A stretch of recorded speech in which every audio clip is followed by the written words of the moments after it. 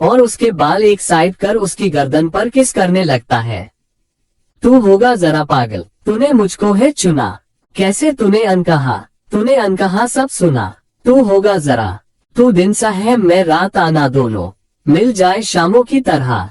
ये मोह मोह के सांची की धकने बती जा रही थी और अभय की पकड़ उसके कमर पर कसती जा रही थी। सांची को लगा जैसे वह खूब पिघलती जा रही है और अभय को नहीं रोक पाएगी। वह गैस ऑफ कर देती है और ऐसे ही अभय झट से उसे अपनी ओर मोड़ लेता है। उसका वह खूबसूरत चेहरा, ऊपर से वह मासूमियत जो उसे और खूबसूरत बना रही थी। अभय धीरे से उसकी पलकों को चूम लेता है, फिर उसके माथे को और फिर दोनों गालों को चूम लेता है और जैसे ही उसके होंठों को चूमने ही वाला होता है कि सांची अपना चेहरा दूसरी ओर घुमा लेती है। अभय अपने हाथ से उसके जबड़े पर पकड़ बनाता है और उसे अपनी तरफ करता है। आज सांची के चेहरे पर कोई डर नहीं था, कुछ था तो सिर्फ हया थी। सांची की नजरें झुकी हुई थी। अभय उसके होंठों पर अपने होंठ रख देता है और उसे किस करने लगता है। सांची अपने हाथ अभय की गर्दन पर रख देती है। ये पहली बार था जब सांची ने खुद से कुछ किया हो। अभय उससे अलग होता है और उसके हाथों को देखता है और उन्हें अपने हाथ में लेकर चूम लेता है। अभय उसे गोद में उठाकर कमरे में ले जाता है और उसे बेड पर लेटा देता है। अभी तक शाम के 6 बजे ही बज रहे थे पर फील थी रूम में काफी अंधेरा था। क्रमशः चैप्टर 56 मेरा आराम तो तुम ही हो। हॉस्पिटल में चित्रा अपने केबिन में बैठी आज उसके और सांची के बीच की बातों के बारे में सोच रही थी। वह खुद से ही कहती है, माफ कर देना मुझे सांची, पर क्या करूं, अगर तुम्हें अभय की पूरी सच्चाई बता देती तो शायद तुम टूट ही जाती, क्योंकि उस सच्चाई में तुम्हारी सच्चाई भी तो है।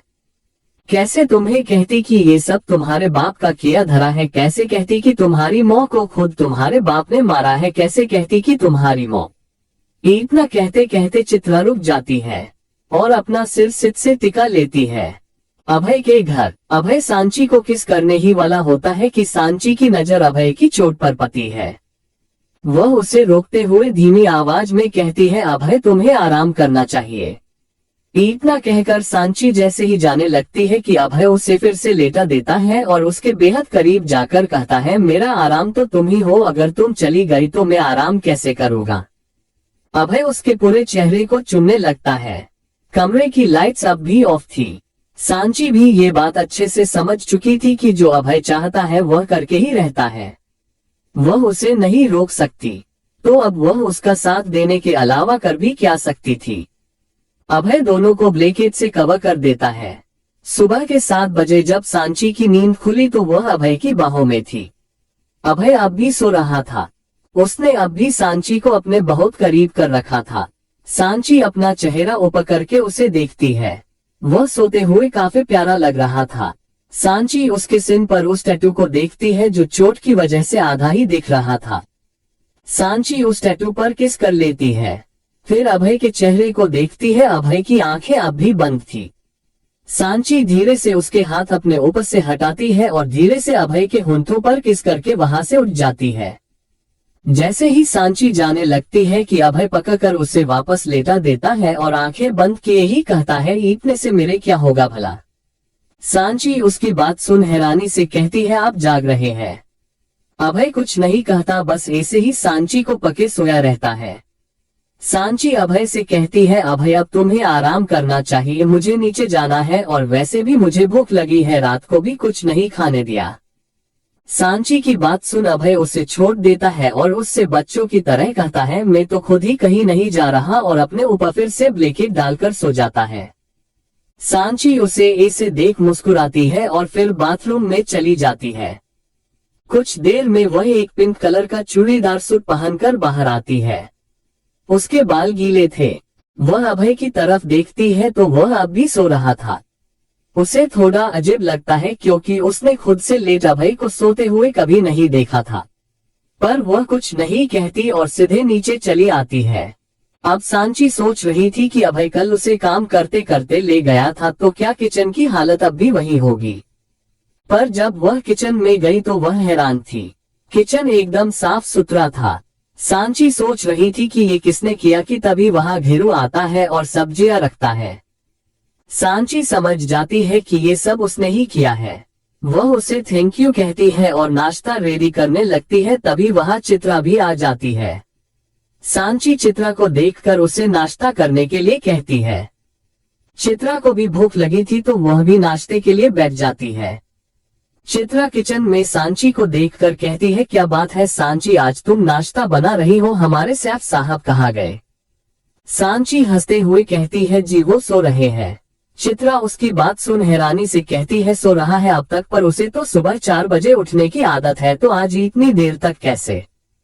सांची नाश्ता डाइनिंग टेबल पर लाते हुए कहती है, जी मैंने ही उन्हें कहा था आराम करने के लिए। और इतने में सांची के सिर पर हल्के से चपट लगती है। जब वह पीछे देखती है तो वहां अभय था। सांची एक पल के लिए उसे देखती ही रह जाती है।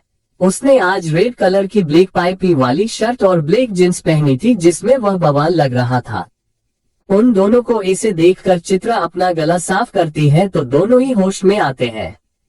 चित्रा अभय से पूछती है, दीप आज कहाँ बिजली गिराने का इरादा है, कहीं जा रहे हो क्या? नहीं, अभय के कुछ कहने से पहले ही सांची बोल जाती है। चित्रा और अभय दोनों उसकी तरफ देखते हैं तो सांची अपनी बात सुधारते हुए कहती है, मेरा मतलब है आज ये कहीं नहीं जाएंगे, सिर्फ घर रहेंगे और आराम करेंगे। चित्रा भी उसकी हाँ में हाँ मिलाती है और फिर अभय भी एक चेयर खींचकर उस पर बैठ जाता है। वह नाश्ता को देखता है। वह कुछ बोलने को हुआ कि सांची उसके मुंह में खाना भर देती है। अभय उसे घूर के देखता है। चित्रा उन दोनों को ऐसे देख हंसने लगती है और मन में प्रे करती है कि ये दोनों हमेशा ऐसे ही खुश रहें। चैप्टर 57 वो जानती है। अभय के घर तीनों बैठकर नाश्ता करते हैं। फिर चित्रा सांची से कहती है कि वह कॉलेज चली जाए, दीप के साथ वह है। सांची को भी उसकी बात सही लगी और अभय ने भी कहा था कि वह आज कहीं नहीं जा रहा है, तो वह बेफिक्र थी। सांची अपने कॉलेज के लिए निकल जाती है और अभय और चित्रा वही सोफे पर बैठे एक दूसरे से बात करने लगते हैं। चित्रा अभय से पूछती है, तो कैसी चल रही है शादीशुदा जिंदगी? अभय भी समझ जाता है कि चित्रा उसकी टांग खींच रही है तो वह भी उसी अंदाज में कहता है, अब क्या बताऊं मासी, मेरी बीवी के दिल में मेरा डर ही नहीं रहा। पहले जब भी मैं उसे देखता था तो वह मुझसे नजरें चुराती थी, पर अब मेरे मुंह में खाना ठुसती है। अभय की बात सुन दोनों ही हंसने लगते हैं। चित्रा खुद को नॉर्मल करते हुए गंभीरता से कहती है, शायद क्योंकि अब उसे पता है कि तुम क्या हो। अभय उनकी तरफ सवालिया नजरों से देखता है तो चित्रा हाँ में सिर हिला देती है। इधर जब सांची कॉलेज पहुंची और सीधा अपनी फ्रेंड के पास चली जाती है और तीनों बातें करने लगती है। निशा उसे बताती है कि कॉलेज में 6 महीने के लिए एक और डॉक्टर आ रहे हैं जो हॉट सर्जन है और हमें पाएंगे भी। उसकी बात सुन सब खुश हो जाते हैं कि उन्हें नए डॉक्टर के पास पढ़ने का मौका मिलेगा और वह बहुत कुछ जान भी सकते थे उनसे। ऐसे ही चारों बातें कर रही थी और फर्स्ट लेक्चर की घंटी बजती है और तीनों क्लास की ओर बढ़ जाती है। क्लास में जाने के बाद वहां प्रिंसिपल सर आते हैं और स्टूडेंट से कहते हैं कि आज से उनकी फर्स्ट क्लास नए प्रोफेसर लेंगे और वह थोड़ी देर में आने वाले हैं। इतना कह के वह वहां से चले जाते हैं। थोड़ी देर बाद वहां एक आदमी आता है, शायद नए प्रोफेसर हो ये सोचकर सब खुश हो जाते हैं, पर सांची उसके तो जैसे होश ही उड़ गए थे। उसे समझ में नहीं आ रहा था कि यही इंसान यहाँ कैसे। अभय अपने गुस्से को कंट्रोल करते हुए चित्रा से कहता है, इसका मतलब उसे सब पता है, मतलब मैं जिसे प्यार समझ रहा था वह प्यार नहीं था, वह तो उसकी सिंपैथी थी मेरे लिए। मुझ पे तरस खा के वह मेरे साथ रह रही है। नहीं दीप, ऐसा कुछ नहीं है, वह तुमसे सच में प्यार करती है और मैंने देखा है। वह तुम्हारे साथ तरस खाकर नहीं रह रही है। अरे उसे तो पता तक नहीं था कि तुम हो कौन और ना ही उसे इस बात से लेना देना है। वह तो सिर्फ अभय से प्यार करती है, सिर्फ अभय से। उसे तो ये बात तब भी पता नहीं थी जब तुम और वह एक हुए थे। चित्रा जल्दी जल्दी अभय से ये सब कहती है।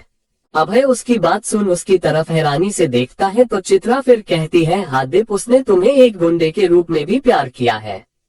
वह तो आई थी मेरे पास तुम्हारी तकलीफों की वजह जानने।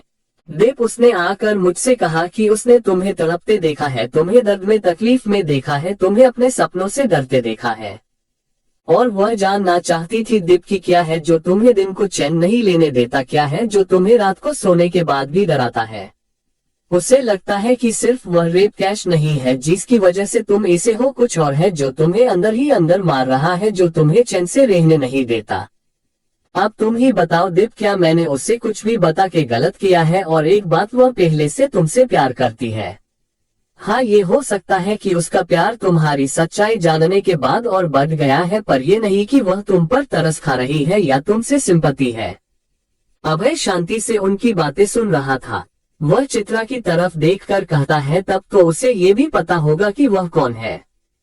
चित्रा उसे आराम से जवाब देती है, नहीं दीप, मैंने उसे तुम्हारी तकलीफ बताई है, उसकी सच्चाई नहीं, और वैसे भी मैं यही चाहूंगी कि सांची को उसकी सच्चाई तुम खुद बताओ। अभय कुछ सोचता है और अभी नहीं कहकर कमरे में चला जाता है। चित्रा बस उसे जाता देखती है और मन ही मन प्रार्थना करती है कि सब ठीक हो जाए। इधर कॉलेज में वह आदमी क्लास के अंदर आकर कहता है, hello guys, I am Miraj Khurana, आपके कॉलेज में मैं 6 महीने रहूंगा और आपको पाऊंगा। आशा है कि आप सबको इससे कोई तकलीफ नहीं होगी। सब एक साथ नो सर कहते हैं। मिराज फिर कहता है, ठीक है, तो आज मैं सिर्फ तुम लोग के बारे में जानना चाहूंगा और पाए हम कल से करेंगे, तो सब एक एक करके अपना नाम और आप कहाँ से हैं ये बताइए। सारे स्टूडेंट एक एक करके अपने अपने बारे में बताने लगते हैं। लगभग 20 स्टूडेंट के बाद सांची का नंबर आता है। वह गुस्से से मिराज की तरफ देखती है और कहती, मेरा नाम सांची अभय शेखावत और मुंबई से हूँ। सांची जैसे ही बैठने वाली होती है कि मिराज सोचने का नाटक करते हुए कहता है, अभय शेखावत वो रेपिस्ट। सांची उसकी बात सुनकर उसी के लहजे में कहती है, नहीं सर, वो नया डीसीपी अभय शेखावत। सांची ने ये बात काफी गर्व से कही और नीचे बैठ गई। मिराज को उससे बहुत गुस्सा आ रहा था, पर बेचारा करता क्या, कुछ कह भी नहीं सकता था, तो चुप ही रहा। एक एक करके सबने अपना इंट्रोडक्शन दिया और थोड़ी देर में क्लास भी खत्म हो गई। सब अपनी जगह बैठे रहे, पर सांची सबसे पहले वहां से निकल गई। सब उसे हैरानी से देख रहे थे। मिराज भी उसके पीछे निकल जाता है। जब वह बाहर आया तो सांची उसे बाहर की तरफ जाती दिखी। मिराज भागकर सांची के पास जाते हैं और कहता है, मिसेज शेखावत, इतनी भी क्या जल्दी है, रुकिए तो। सांची उसकी आवाज सुन रुक जाती है और बिना पीछे पलटे कहती है, क्या हुआ सर, एक और बोतल सिर पर फुटवानी है क्या जो मेरे पास आए हो? बहुत अकल है ना तुम, मैं सारी निकाल लूंगा एक दिन, मिराज गुस्से से कहता है। तो सांची उसकी तरफ मुड़कर कहती है, मेरे पति अकेले थे और तुम 6 साल से उनके पीछे पड़े थे, जब 6 सालों में उनका कुछ नहीं बिगा पाए तो मेरा क्या खाक कुछ बिगा दोगे? और एक बात, मुझे अकेली समझने की भूल मत करना मिराज खुराना, वह मेरे पास हो या ना हो पर मेरे साथ हमेशा है। इतना कहकर सांची वहां से बाहर चली जाती है और टैक्सी लेकर सीधे घर चली जाती है। चैप्टर 58 में तो तुम्हारी दीवानी हूँ। अभय के घर। जब सांची घर आई तब चित्रा अपने रूम में थी। सांची सीधा अपने रूम में चली जाती है। रूम में कोई नहीं था। सांची अपना बैग और फोन वहां रखकर सीधा बाथरूम में चली जाती है। तभी अभय भी बालकनी से अंदर रूम में आता है। वह बालकनी में लगे झूले पर बैठा था। जब उसे लगा कि रूम में कोई है तो वह अंदर चला आया, पर अब रूम में कोई नहीं था। अभय की नजर सांची के बैग और फोन पर जाती है। वो खुद से ही कहता है, सांची वापस आ गई, पर इतनी जल्दी कैसे? इतने में सांची का फोन बजता है। अभय फोन हाथ में लेकर देखता है। फोन सोना का था, यानी सोनम। पहले तो अभय नहीं उठाता है, पर फिर ये सोचकर कि कोई जरूरी काम होगा वह फोन उठा लेता है। इससे पहले कि अभय कुछ बोलता सामने से सोनम बोलने लगती है, सांची कहाँ चली गई तू और अचानक क्या हुआ? तू तो इतनी खुश थी नए प्रोफेसर से मिलने के लिए, फिर मिराज सर को देखते ही तेरे चेहरे के भाव क्यों बदल गए और तू चली क्यों गई वहां से? देख, नेक्स्ट क्लास की बेल बज गई है तो मैं चलती हूँ, तू मुझे बाद में फोन करना, ओके? फोन कट होने के बाद अभय खुद से कहता है, मिराज वहाँ क्या कर रहा है? फिर जल्दी से फोन निकाल के हर्षद को कॉल करता है। पहली रिंग में ही हर्षद कॉल उठा लेता है। अभय उससे कहता है, पता कर मिराज कहाँ है और क्यों है? हर्षद ओके कहकर कॉल कट कर देता है। कुछ देर बाद जब सांची बाथरूम से बाहर आई तो अभय सोफे पर सर टिकाए बैठा था। उसकी आंखें बंद थी और वह अपने एक हाथ से अपना सिर सहला रहा था। सांची उसे ऐसे देख सोफे के पीछे चली जाती है और हल्के हाथ से उसके सिर को दबाने लगती है। सांची की छुअन पाते ही अभय अपनी आंखें खोल देता है। अभय ने मुस्कुराकर कहा, परेशान खुद हो और सिर मेरा दबा रही हो। सांची उसकी बात समझ नहीं पाती। अभय उसका हाथ पकड़कर उसे आगे लाता है और खींचकर उसे अपने करीब कर लेता है। सांची सीधा उसकी गोद में बैठ जाती है। ये सब इतनी जल्दी हुआ कि सांची को मौका ही नहीं मिला कुछ करने का। वह बस अभय को हैरानी से देख रही थी। अभय उसके चेहरे पर आए बालों को उसके कान के पीछे करता है और प्यार से कहता है, एक सवाल पूछूं। सांची उसकी बस एक छुअन से ही सिर उठी। उसने आंखें बंद किए बस हम कहा, क्या तुम मुझसे प्यार करती हो? अभय की इस अचानक पूछे सवाल को सुन सांची एकदम से अपनी आंखें खोलती है और उसे अजीब नजरों से देखते हुए कहती है, पहली बार जब मिले तब नहीं पूछा, जब किडनैप किया तब नहीं पूछा, फास्ट किस किया तब नहीं पूछा, जब शादी की तब नहीं पूछा, फर्स्ट नाइट पे भी नहीं पूछा, फिर अब क्या हुआ? अभय समझ जाता है कि सांची उसका मजाक उड़ा रही है। वह सीरियस टोन में कहता है, मुझे सच में जानना है, क्या तुम मुझसे प्यार करती हो? सांची भी अब सीरियस हो गई थी। वह भी उसी तरह जवाब देती है, नहीं, मैंने तुमसे सिर्फ प्यार कभी नहीं किया। प्यार तो वो होता है जिसमें कोई हमें दिल दे, हम उसे पसंद करते हो, उसके साथ जीना चाहे, उसे अपनी जिंदगी में शामिल करना चाहे। पर मैं तो तुम्हारी दीवानी हूँ। मैंने तुम्हारे साथ जीने के अलावा तुम्हारे लिए मरने के ख्वाब देखे हैं। तुम्हें अपनी जिंदगी में लाने के नहीं, पर तुम्हारी जिंदगी में बस जाने के ख्वाब देखे हैं। अभय, मुझे नहीं पता कि ये सब कब हुआ, कब तुम इतने जरूरी हो गए मेरे लिए, कब तुम्हें अपनी दुनिया बना बैठी मैं। पर एक बात पता है कि ये सिर्फ प्यार नहीं है। मुझे नहीं पता कि तुम मेरे बारे में क्या सोचते हो, मुझे क्या समझते हो, पर मेरे लिए तुम मेरी दुनिया हो। सांची उसकी आंखों में देखकर बड़ी ही शिद्दत से ये सब बोल रही थी और अभय वो तो जैसे सांची की बातों को सिर्फ सुन नहीं बल्कि महसूस कर रहे था। वह सांची को अपने और कर भी खींच लेता है और प्यार से उसके चेहरे को चूमने लगता है। सांची उसे धीरे से खुद से दूर करती है और उसके चेहरे की तरफ देखकर धीरे से कहती है, क्या हुआ है? अचानक ये सवाल क्यों? सांची की ये बात सुनकर तो अभय क्या ही कहता। वह उसे सीने से लगा लेता है और धीरे से उसके कान में कहता है, कुछ नहीं। कुछ देर रुककर अभय फिर कहता है, पर तुम इतनी जल्दी घर कैसे आए? अभी तो तुम्हारा कॉलेज खत्म होने में वक्त है ना? अभय जानता था पर फिर भी वह पूछता है। सांची उसके सीने से लगे हुए ही कहती है, अभय, क्या मैं घर से पढ़ाई कर सकती हूँ? अभय उसकी ये बात सुनकर उसका चेहरा अपने सामने लाकर प्यार से कहता है, क्या हुआ है सांची? सांची अब भी यही सोच रही थी कि वह अभय को मिराज के बारे में बताए कि नहीं। फिर वह सोचती है कि वह कॉलेज में नहीं है तो क्या हुआ, मिराज तो है ही बुरा, अगर उसने किसी और को कुछ कर दिया तो। फिर सांची अभय को धीरे धीरे सब बता देती है। अभय उसकी बात सुनकर हंसते हुए कहता है, इसका मतलब तुमने उसे खुलेआम धमकी दे डाली? सांची भी चिढ़ते हुए कहती है, क्या करूं, संगत की असर है। और इतना कहकर सांची उसकी गोद से उठ जाती है और जैसे ही जाने लगती है कि अभय उसका हाथ पकड़कर उसे फिर से अपनी तरफ खींच लेता है। सांची कुछ कहती उससे पहले ही अभय पलटकर उसे अपने नीचे ले आता है और उसे किस करने लगता है। चैप्टर 59, यही तो प्यार है दिल। अभय के घर। सांची अभय से अलग होती है और जाकर उससे दूर खड़ी हो जाती है। अभय उसे घूर के देखता है तो सांची मासूम सी शक्ल बनाकर कहती है, ये दिन है अभय, कोई भी आ सकता है। उसकी बात सुनकर अभय चिढ़ते हुए कहता है, मुझे कोई फर्क नहीं पड़ता। वह अब गुस्से में लग रहा था। सांची उसे ऐसे देख कमरे में लगे म्यूजिक सिस्टम के पास जाती है और उसे ऑन कर देती है और शरारती अंदाज में अभय से कहती है, अगर पकड़ लिया तो दिन भी आपका और रात भी, पर अगर नहीं पकड़ पाए तो रात को भी अकेले ही सोएगा। अभय अपनी जगह से खड़े होते हुए गुरूर के साथ कहता है, चैलेंज, वो भी मुझे। सांची मुस्कुराते हुए हाँ में सर हिलाती है तो अभय कुछ सोचता है और फिर एक शरारत भरी मुस्कान के साथ कहता है, सोच लो, बाद में कहीं पछताना ना पड़ जाए। सांची उसकी बात सुन चिढ़ते हुए कहती है, पहले पकड़िए तो सही। और इतना कहकर वह कमरे में ही भागने लगती है। अभय भी उसे पकड़ने के लिए उसके पीछे दौड़ा। दोनों कमरे में यहाँ से वहाँ भाग रहे थे, कभी सोफे के पीछे तो कभी पर्दे के नीचे। म्यूजिक सिस्टम पर धीमे आवाज में गाना बज रहा था। तेरी बारी से भीगाए मुझे, तेरी हवाएं बहाए मुझे, पाँव तले मेरे जमीन चल पड़ी, ऐसा तो कभी हुआ ही नहीं। ए मेरे दिल मुबारक हो, यही तो प्यार है दिल। ए मेरे दिल दो सांची अब भी यहाँ से वहाँ भाग रही थी और अभय उसे पकड़ने के लिए उसके पीछे। अचानक अभय जमीन पर बैठ जाता है और अपने सीने पर हाथ रख लेता है। ये देख सांची भागकर उसके पास आती है और उसके कंधे पर हाथ रखती है कि अभय उसका हाथ पकड़ लेता है और खड़ा होकर उसे गोद में उठा लेता है। सांची उसे सवालिया नजरों से देखती है। उसे कुछ समझ नहीं आया कि क्या हुआ।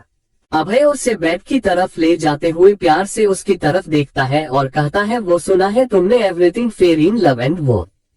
सांची उसकी बात सुनकर उसे घूर कर देखती है। वह समझ जाती है कि अभय ने बस उसे उल्लू बनाया है और वह बन भी गई है। अभय उसे बेड पर लेटा देता है और खुद उसके बेहद करीब आकर जैसे ही उसे किस करने ही वाला होता है कि बाहर से चित्रा की आवाज आती है, दीप कहाँ हो तुम। सांची जल्दी से उसे खुद से दूर करती है और दरवाजे की तरफ भागकर जाती है। उसी समय चित्रा भी अंदर आती है। वह सांची को देखकर कहता ही है, अरे सांची तुम इतनी जल्दी कैसे आ गई।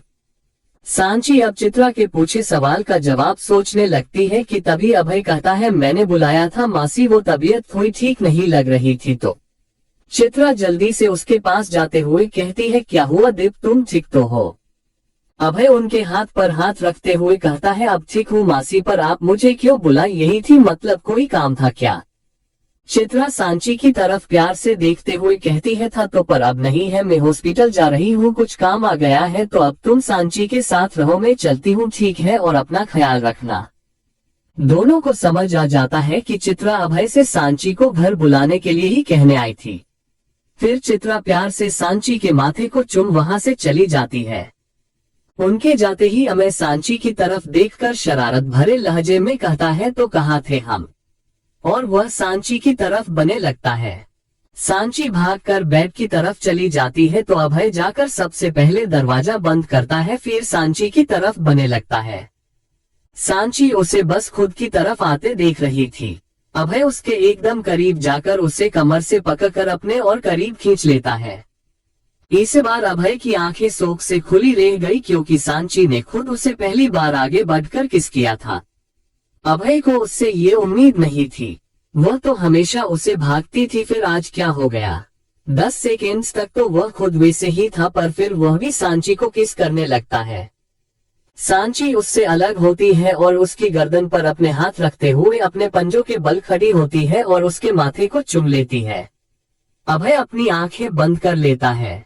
सांची उसकी दोनों आंखों को चूमती है और जैसे ही उसके होंठों को चूमने वाली होती है कि उसके पैर में अचानक झटका लगता है। वह गिरने ही वाली होती है कि अभय उससे और टाइटली पकड़ लेता है। अभय की आंखें अब खुली थी जो सांची की आंखों में झांक रही थी। उसे सांची की आंखों में खुशी और असीम प्यार के अलावा बड़ा सा दर्द भी दिख रहा था, पर वो क्या था ये फिलहाल अभय भी नहीं समझ पाया। सांची उससे अलग होकर खुद ही बेड पर जाकर लेट जाती है और अपना चेहरा दूसरी ओर कर लेती है। उसकी आंखों के कोनों से आंसू तकिए पर गिरने लगते हैं।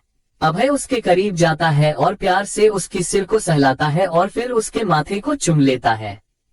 चैप्टर 60 तुम मेरी फिक्र नहीं मेरा प्यार हो। अभय के घर। अभय सांची के कान में कहता है, मैं प्यार करता हूँ तुमसे, तुम्हारे शरीर से भी, पर सिर्फ शरीर से नहीं। सांची उसकी तरफ देखती है। वह हैरान थी अभय के इस तरह बोलने पर। अभय उठकर बैठ जाता है तो सांची भी उठकर बैठ जाती है। अभय बिना उसकी तरफ देखे कहता है, पता है सांची, जब तुम मुझे मिली तब मैं औरत जात से नफरत करता था। मुझे लगता था कि लड़कियां औरतें बस घर तो ना दिल तो ना जानती है, और इसलिए मैंने तुम्हारी हेल्प तो की पर तुम्हें अपने करीब नहीं आने दिया। जब तुम्हें किडनैप किया, तुमसे शादी की, मुझे कोई मतलब नहीं था तुमसे, मुझे कोई फर्क नहीं पड़ता था तुमसे। मुझे लगता था मैं बस तुम्हें इस्तेमाल करूंगा और फिर जब मेरा काम हो जाएगा तब मैं तुम्हें आजाद कर दूंगा। पर मुझे मेरे पहले प्यार का एहसास तब हुआ जब तुम पूरे दिन हॉस्पिटल नहीं आए और मैं तुम्हारा इंतजार करता रह गया। फिक्र थी मुझे तुम्हारी, पर प्यार का एहसास तब हुआ जब मुझे लगा कि तुम मुसीबत में हो और मैं तुम्हें खो दूंगा। मुझे कोई परवाह नहीं थी कि मैं किस हालत में हूँ, मुझे क्या हुआ है, पर मुझे फिक्र थी तो बस तुम्हारी की कहीं तुम्हें कुछ ना हो जाए, और मैं तुम्हारे पास चला आया। उस वक्त मुझे ये एहसास हुआ कि तुम सिर्फ फिक्र नहीं हो, मेरी प्यार हो मेरा। मैं सब भूलकर तुम्हें चाहने लगा, पर अभी भी एक मुसीबत थी मेरे सामने, मैं तुम्हें हर वक्त खतरे में नहीं डाल सकता था। तुम्हें सेफ रखना मेरा पहला मिशन था और इसलिए मैं तुम्हें खुद से अलग कर देना चाहता था ताकि तुम सेफ रहो। तुमने कहा कि मैंने तुमसे प्यार का नाटक किया है, बहुत गुस्सा आया था मुझे, पर जब तुमने कहा कि अगर मुझसे पहले तुम्हें कुछ हो गया तो मैं खुद को कभी माफ नहीं कर पाऊंगा, दिल में एक चिस सी लगी। सच में मैं ये कभी सोचना तक नहीं चाहता कि तुम्हें कुछ हो जाए तो मैं क्या करूँगा। और उस वक्त उस रात नहीं हुआ मुझसे मेरे जज्बातों पर काबू और मेरा प्यार परवान चढ़ गया। इतना तो मुझे पता था कि तुम भी मुझसे प्यार करती हो, पर ये नहीं कि कब से और क्यों, पर मैं तुम्हारे हर एहसास को जानता हूँ और मुझे पता है कि तुम्हारे दिल में कुछ तो है जो तुम ना मुझसे कह पा रही हो और ना ही सह पा रही हो। अभय ने अपने दिल की हर बात सांची के सामने खोलकर रख दी थी। सांची अब भी एकटक उसे ही देख रही थी। अचानक वह आगे बढ़कर अभय को कसके गले लगा लेती है और रोने लगती है। उसके दिल का सारा भार उसके आंसुओं के जरिए उतर रहा था। वह काफी देर तक रोती रही और रोते रोते अभय बाहों में ही सो भी गई। अब अभय को पूरा यकीन था कि उठने के बाद सांची उसे अपनी तकलीफ जरूर बता देगी।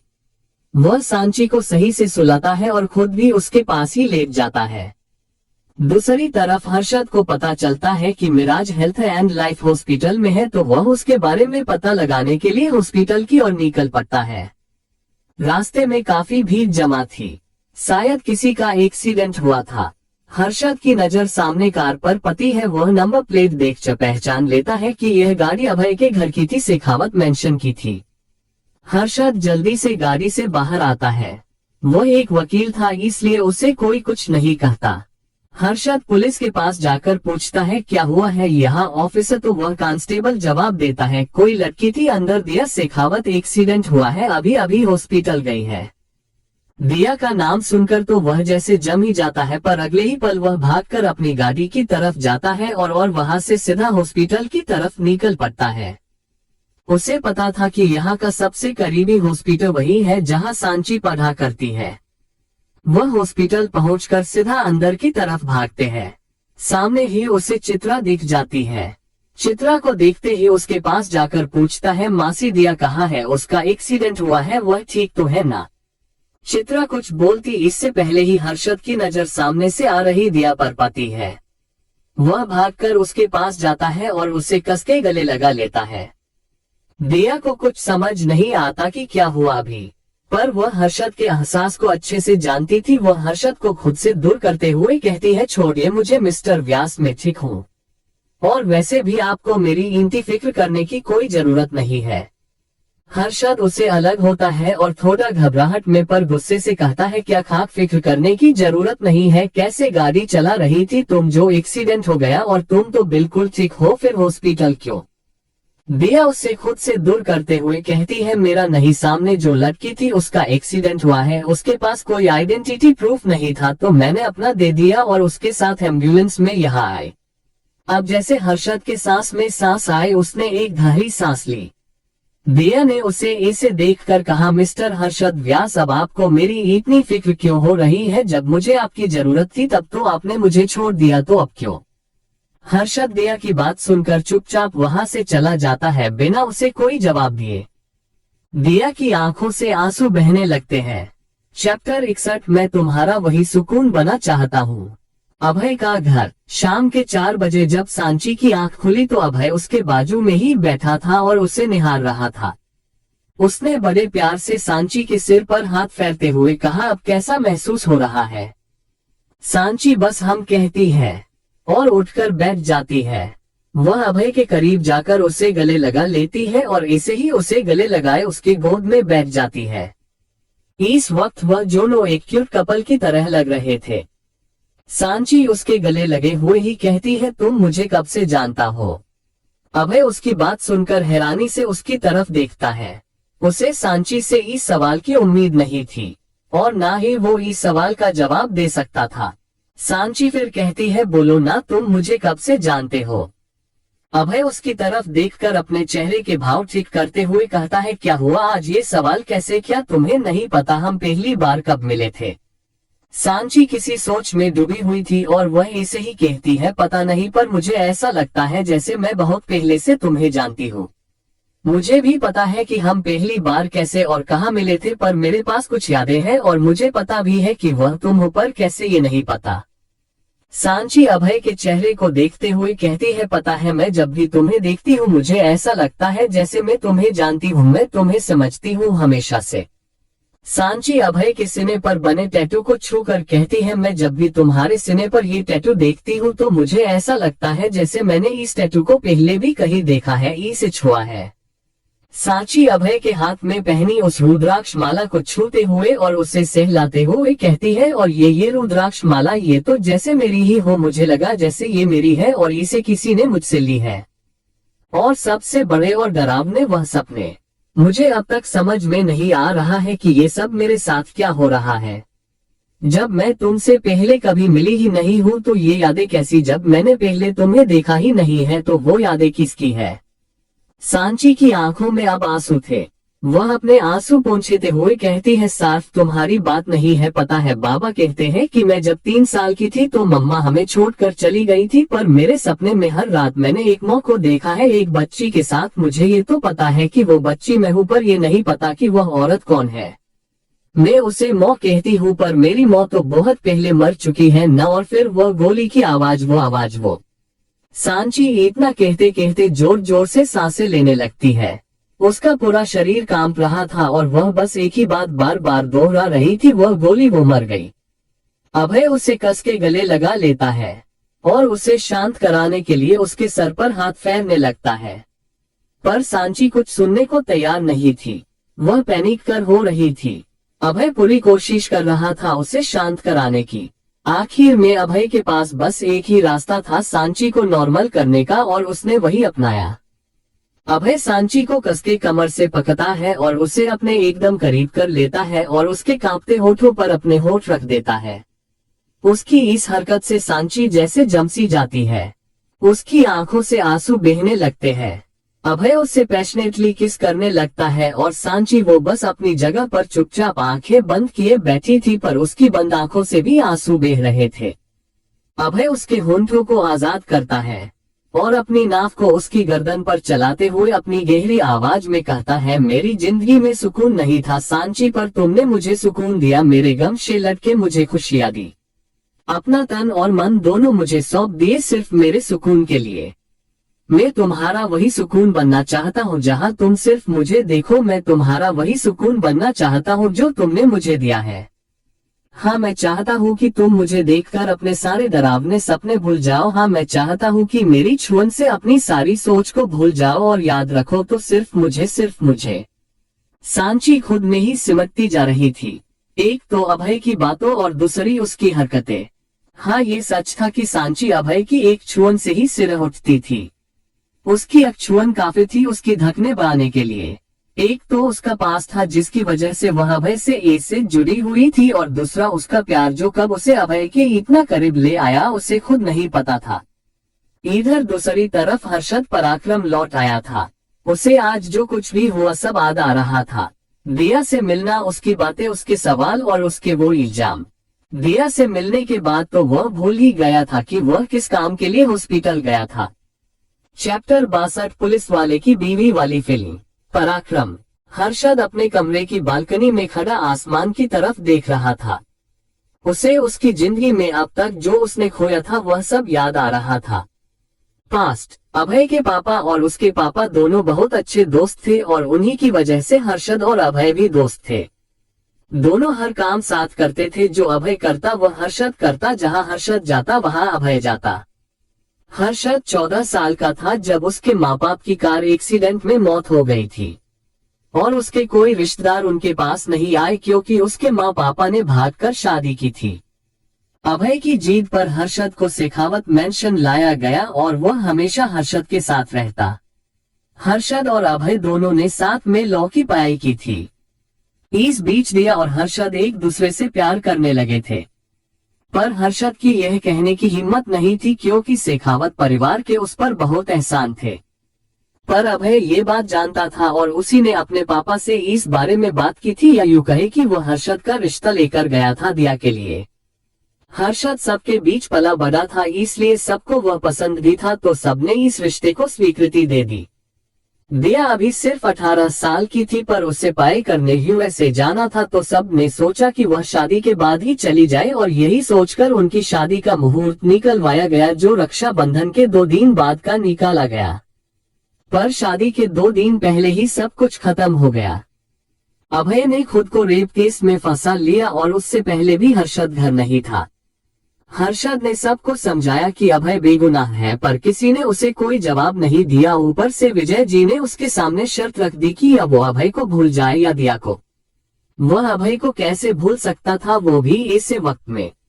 अभी दिया को कम, अभय को उसकी ज्यादा जरूरत थी, और हर्षद ने अभय को चुना। दिया के हाथों में हर्षद के नाम की मेहंदी लगी की लगी रह गई, पर शादी नहीं हुई। दिया भी समझती थी कि उसके साथ तो पूरा परिवार है, पर उसके बेकसूर भाई के साथ सिर्फ उसका दोस्त है। घर वालों ने इन सब से दूर रहने के लिए दिया को पढ़ाई के लिए विदेश भेज दिया। दिया 3 साल बाद पढ़ाई पूरी करके अपने देश वापस आए, पर हर्षद को अपने दिल से नहीं निकाल पाए। पर अभी किसी को पता नहीं था कि हर्षद कहाँ है। 1 साल बाद दिया हर्षद से अनजाने में मॉल में मिली, पर हर्षद अब बहुत आगे निकल चुका था। उसने दिया को इग्नोर किया, और हमेशा इग्नोर ही किया। दिया भी समझती थी हर्षद की हालत को, पर कुछ नहीं कर सकती थी। पर हर्षद के ऐसे बिहेवियर से उसे बहुत बुरा लगता था, इसलिए उसने भी मूव ऑन करने का सोचा, पर वह कभी हर्षद को अपने दिल से निकाल ही नहीं पाए, और ना ही हर्षद पर देखते ही देखते समय बीतता गया, और वह दोनों एक दूसरे के लिए अनजान बन गए। प्रेजेंट। हर्षद की आंखों से आंसू बह रहे थे। अभय के जाने के बाद भी उसने अपना करियर बनाए रखा, और वह एक बहुत अच्छा लॉयर बना, पर उसने आज भी अभय का साथ नहीं छोड़ा, और आज भी वह अभय से जुड़ा हुआ है। हर्षद कुछ देर ऐसे ही वहां खड़े रहने के बाद कमरे में चला आता है और बिस्तर पर लेट जाता है। शिवा और परम अभय को जेल में मिले थे, और उनकी दोस्ती हो गई जो आज तक चल रही है। और विक्रम, वह तो अभय का जासूस है, तो उसके लिए सब करता है। वह बस अभय को जानता था और अभय का काम करता था, पर आज वह काफी अच्छे दोस्त थे। अगली सुबह अभय के घर सांची जब उठी तो अभय तैयार था और शायद कहीं जा रहा था। सांची बिस्तर से उठती है और उसके सामने जाकर कहती है, आप इतनी सुबह सुबह कहाँ? अभय उसकी बात सुन मुस्कुराता है और प्यार से कहता है, पहले तुम मुझे बताओ, कभी आप, आखिर बुलाना क्या है? सांची उसकी बात सुन थोड़ा सोचने का नाटक करती है, फिर झटके से कहती है, आप। अभय मुस्कुराता हो और कहता है, फाइन, अब पूछो। सांची फिर कहती है, आप सुबह सुबह कहाँ जा रहे हो? अभय अपनी घर को कमर में ठुसते हुए कहता है, पुलिस स्टेशन। सांची हैरानी से कहती, पर क्यों? अभय उसकी तरफ अजीब नजरों से देखता है और कहता है, क्योंकि मैं एक पुलिस ऑफिसर हूँ। उसकी बात सुनकर सांची के एक्सप्रेशन चेंज हो जाते हैं। उसे वो सब फिर याद आता है। उसके बाबा फरार हैं और अभय ने उन पर इल्जाम लगाए हैं। अभय उसका चेहरा देखकर समझ जाता है कि सांची क्या सोच रही है। अभय उसे कमर से पकड़कर झटके से अपनी तरफ कर लेता है। सांची उसकी इस अचानक की हुई हरकत से चौंक जाती है और अभय की तरफ देखती है। अभय उसकी गर्दन पर अपनी उंगलियां चलाते मदहोश कर देने वाली आवाज में कहता है, मुझे बिल्कुल पसंद नहीं है कि जब मैं तुम्हारे सामने हूं और तुम किसी और के बारे में सोचो। सांची उसे खुद से दूर करते हुए कहती है, अभय मुझे सोवर लेना है। अभय छोते हुए कहता है, बहाने बनाने की जरूरत नहीं है, वैसे भी मैं जा ही रहा हूँ। सांची उसे ऊपर से नीचे तक देखती है और पूछती है, आपने ये सिविल ड्रेस क्यों पहना है? अभय ने व्हाइट शर्ट और ब्लू जींस पहनी थी। क्योंकि मैं पुलिस स्टेशन सिर्फ काम से जा रहा हूँ, उसके बाद मुझे कहीं और जाना है। अभय उसके गालों को छूते हुए कहता है। कहा सांची उसके हाथ को अपने गालों से हटाती है। आने के बाद बताता हूँ, इतना कहकर अभय वहां से चला जाता है और सांची बस उसे देखती रह जाती है। सांची खुद से ही कहती है, आज पहली बार पुलिस वाले की बीवी वाली फीलिंग आ रही है, भगवान रक्षा करना उनकी। सांची बाथरूम में चली जाती है। इधर दूसरी तरफ मिराज कॉलेज में एक क्लास में बैठा था। उस क्लास में उसके अलावा कोई नहीं था। वह खुद से ही कहता है, अभय आज पहली बार तुम्हें अपने फैसले पर पछतावा होगा कि आखिर तुमने उस सांची से शादी की ही क्यों। और एक भयानक हंसी हंसता है। Chapter 63 headshot end game over. सुबह के 9 बजे सांची हॉस्पिटल के सामने कैब रुकवाती है। और कैब से बाहर निकलकर वह जाने लगती है कि तभी उसे किसी की आवाज आती है। जब वह आवाज की दिशा में जाती है तो उसे वहां कोई नहीं दिखता। वह जैसे ही पीछे पलटने को हुई कि किसी ने उसके सिर पर वार किया।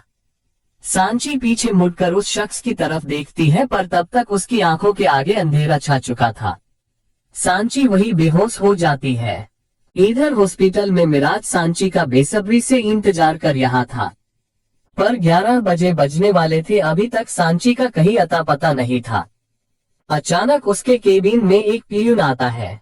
मिराज उसे देखकर कहता है, तुम बिना नॉक किए अंदर कैसे आए? वो पियून काफी घबराया हुआ लग रहा था। वह जल्दी जल्दी कहता है, सर वो बाहर पुलिस आई है और आपके बारे में पूछ रही है। मिराज ये सुनकर चौंक जाता है और जल्दी से बाहर आता है तो देखता है कि अभय बाहर अपनी टीम के साथ ही खड़ा था। वह अभय को देखकर मन में सोचता है, अरे ये भी आ गया, पर जिसे आना था वह अब तक नहीं आए। अभय उसे ऐसे कहीं खोए देख जाकर उसके हाथों में हथकड़ी पहना देता है।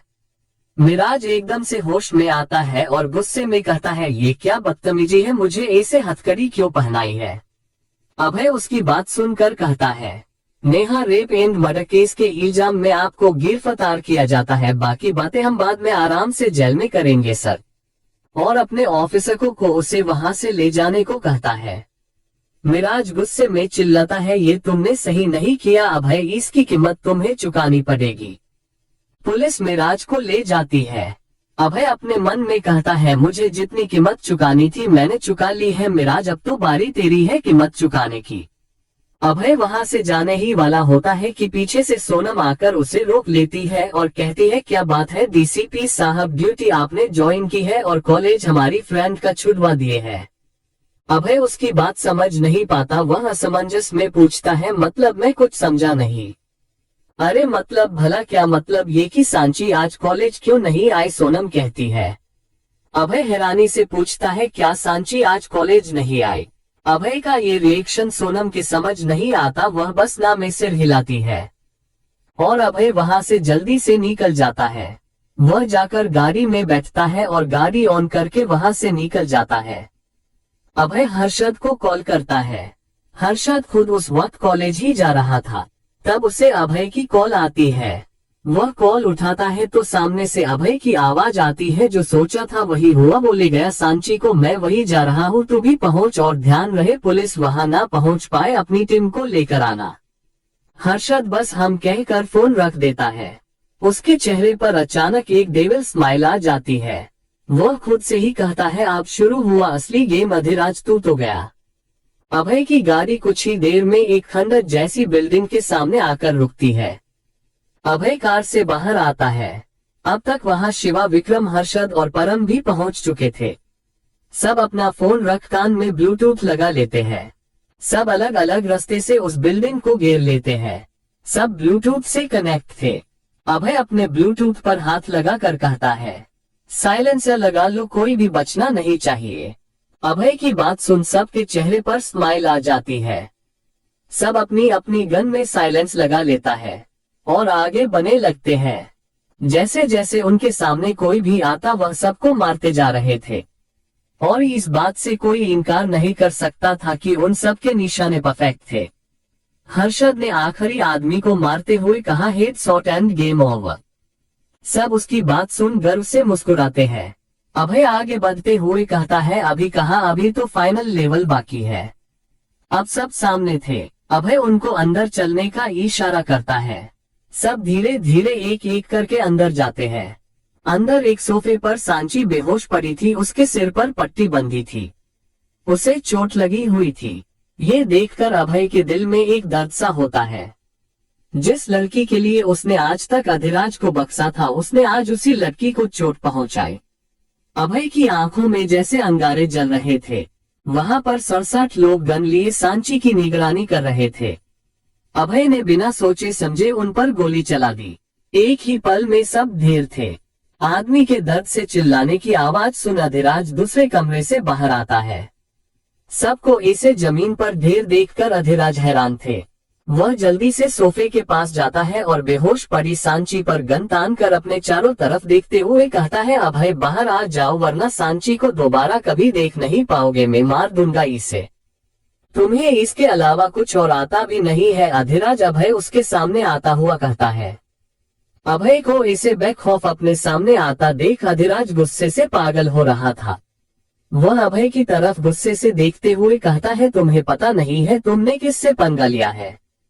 पता है ना, मैंने उस इंसान से पंगा लिया है जिसे कोई मतलब नहीं है इंसानियत से, जिसने उस औरत को मार दिया, जिसने तुम्हारे पीछे अपना पूरा परिवार छोड़ दिया, जो तुमसे बेइंतहा प्यार करती थी, जिसने कभी तुम पर कोई सवाल नहीं उठाया। तुमने उस औरत को मार दिया, अपनी बीवी को मार दिया, मेरी प्यारी और अच्छी बुआ को मार दिया तुमने। अभय गुस्से में बोले जा रहा था पर उसकी आंखों में आंसू थे। अधिराज को उसकी बातें सुन बहुत गुस्सा आता है। वह सांची से अपनी गन हटाकर अभय पर तान देता है और गोली चला देता है। चैप्टर 64 दिया की सगाई। रात के 8 बजे शेखावत मेंशन। आज सब एक साथ शेखावत मेंशन में ही थे। घर में आज रोज से ज्यादा लोग थे। अभय का परिवार तो शांत था पर सांची, हर्षद, परम, विक्रम, शिवा और चित्रा के चेहरे उदास थे। वह सब दुखी लग रहे थे। शिवा और हर्षद एक तरफ खड़े थे। विक्रम उनके पास आकर कहता है, सब खत्म हो जाएगा अगर आज कुछ नहीं किया तो। दोनों उसकी तरफ देखते हैं। तभी उनकी नजर सामने से आ रही दिया पर पड़ती है। उसने आज केसरिया रंग की साड़ी पहनी हुई थी और मैचिंग ज्वेलरी। उन सब के अलावा दिया भी आज दुखी ही लग रही थी। उसे ले जाकर सोफे पर बैठाया जाता है। उस सोफे पर एक लड़का भी बैठा था। दिया को ले जाकर उस लड़के के बाजू में बिठा दिया जाता है। विजय जी पंडित जी से कहते हैं, सगाई की रस्म शुरू करवाइए पंडित जी। पंडित जी भी उनकी बात मान कुछ मंत्र पते हैं, फिर कहते हैं अब एक दूसरे को अंगूठी पहनाइए। उनका ये कहना हुआ ही था कि लाइट चली गई और पूरे घर में अंधेरा छा गया। विजय जी अंधेरे में ही कहते हैं, इस लाइट को भी अभी ही जाना था। अरे जाओ और जाकर कोई लाइट चेक करो। विवेक कहता है कि वह चेक करके आता है और वह लाइट चेक करने चला जाता है। करीब 10 मिनट बाद लाइट आती है और विवेक भी, पर अब सब हैरान थे क्योंकि बहुत से लोग गायब थे और सबसे बड़ी बात दिया गायब थी और उसके साथ साथ सांची, हर्षद, शिवा, विक्रम और परम भी गायब थे। विजय जी गुस्से से कहते हैं, आखिरकार ले ही गए वह लोग, दिया को ढूंढो उन्हें। सब उन्हें ढूंढने लगते हैं पर उन्हें कोई नहीं मिलता। आखिर में वह फैसला लेते हैं कि वह सब पराक्रम जाकर चेक करेंगे और दिया को लेकर आएंगे। इधर दूसरी तरफ सब पराक्रम वापस आते हैं। जैसे ही पराक्रम का दरवाजा खुलता है, सामने अभय अपने हाथ बांधे खड़ा था। वह उन सबको देखता है। हर्षद और दिया के गले में फूलों की माला थी और दिया की मांग में सिंदूर और गले में मंगलसूत्र था। उन दोनों के पीछे शिवा, सांची, परम और विक्रम खड़े थे। अभय कोई रिएक्ट नहीं करता है, वह बस अंदर चला जाता है। सब ये देखकर एक दूसरे को देखने लगते हैं। तभी उनके कानों में अभय की आवाज पड़ती है, पंडित के पास तुम सब जाकर आए हो, मैं मुहूर्त नहीं निकलवाने वाला। उसकी बात सुन सब जल्दी से अंदर आ जाते हैं। अभय पीछे मुड़ता है और दिया से कहता है, शादी की है तो निभानी भी होगी, कोई भी हालात क्यों ना हो। हर्षद का साथ कभी मत छोड़ना क्योंकि तुम टूटी तो सब है तुम्हें संभालने के लिए, पर हर्षद के पास सिर्फ तुम हो। अभय की ये बात सुन सब मुस्कुरा देते हैं और दिया जाकर अभय के गले लग जाती है। पर सांची पता नहीं उसके मन में क्या चल रहा था। वह कब से बस खामोश ही थी। वह वहां से बिना कुछ कहे चली जाती है। अभय की नजर उस पर पड़ती है पर वह कुछ नहीं कहता, ये सोचकर कि शायद चोट की वजह से उसका सिर दर्द कर रहा होगा। अभय दिया, हर्षद और बाकी सबको अपने अपने रूम में जाने के लिए कह देता है। सब वहां से चले जाते हैं सिवाय शिवा के।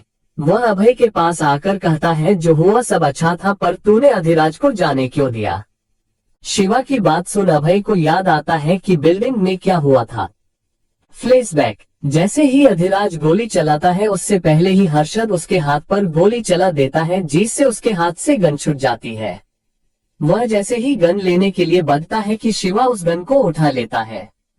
अब अधिराज निहत्था था। अभय उस पर गन तान देता है और ठंडे लहजे में कहता, ये तो मुझे पता था कि तू कितना गिरा हुआ इंसान है, पर तू अपने फायदे के लिए अपने खून का, अपनी खुद की बेट का फायदा उठा सकता है, ये मुझे नहीं पता था अधिराज। उसकी बात सुन अधिराज हैरान रह जाता है। अभय फिर कहता है, हाँ अधिराज, पता था मुझे कि तू सांची को सिर्फ अपने फायदे के लिए अपने साथ रखता है। तू जानता था कि मैं सांची को कुछ नहीं कर सकता, कभी नहीं, इसलिए तूने उसका फायदा उठाया और उसे मेरे ही सामने इस्तेमाल किया। तू चाहता था कि सांची मेरे करीब आए ताकि आगे चल के वह तुझे मुझसे बचा सके। पर तू भूल गया अधिराज की दिल तो वही है जो पहले था, जिसने हमेशा से सांची थी, सिर्फ सांची जिसने बचपन से उसे चाहा, उसके जन्म लेते ही उस पर अपना हक जमा लिया। पर दिमाग वह बदल चुका है अधिराज, क्योंकि जितना मेरे पास से सांची जुड़ी है उतना ही तू भी जुड़ा है। अभय अपनी गन नीचे कर लेता है और गुस्से में चिल्ला कर कहता है, मैं तुझ जैसा खुदगर्ज नहीं हूँ अधिराज, मैं एक निहत्थे पर वार नहीं करता, इसलिए बेहतर यही होगा कि तू यहाँ से चला जा। अभी तो अभय का ये कहना हुआ ही था कि अधिराज वहाँ से भाग जाता है। सब उसे बस जाता हुआ देखते रह जाते हैं, पर वह अभय के फैसले के आगे कहाँ कुछ कह सकते थे। हर्षद जल्दी से दौड़कर सांची के पास जाता है और उसे चेक करता है तो पाता है कि सांची को ड्रग्स दी गई है, जिससे वह हिल ना पाए, पर वह होश में ही थी और उसने सब कुछ सुना भी। उसकी बंद आंखों के कोनों से आंसू बह रहे थे। हर्षद अभय को बताता है कि सांची को ड्रग दिया गया है। अभय खुद को शांत करता है और सांची को अपनी गोद में उठा लेता है और सब वहां से निकल जाते हैं।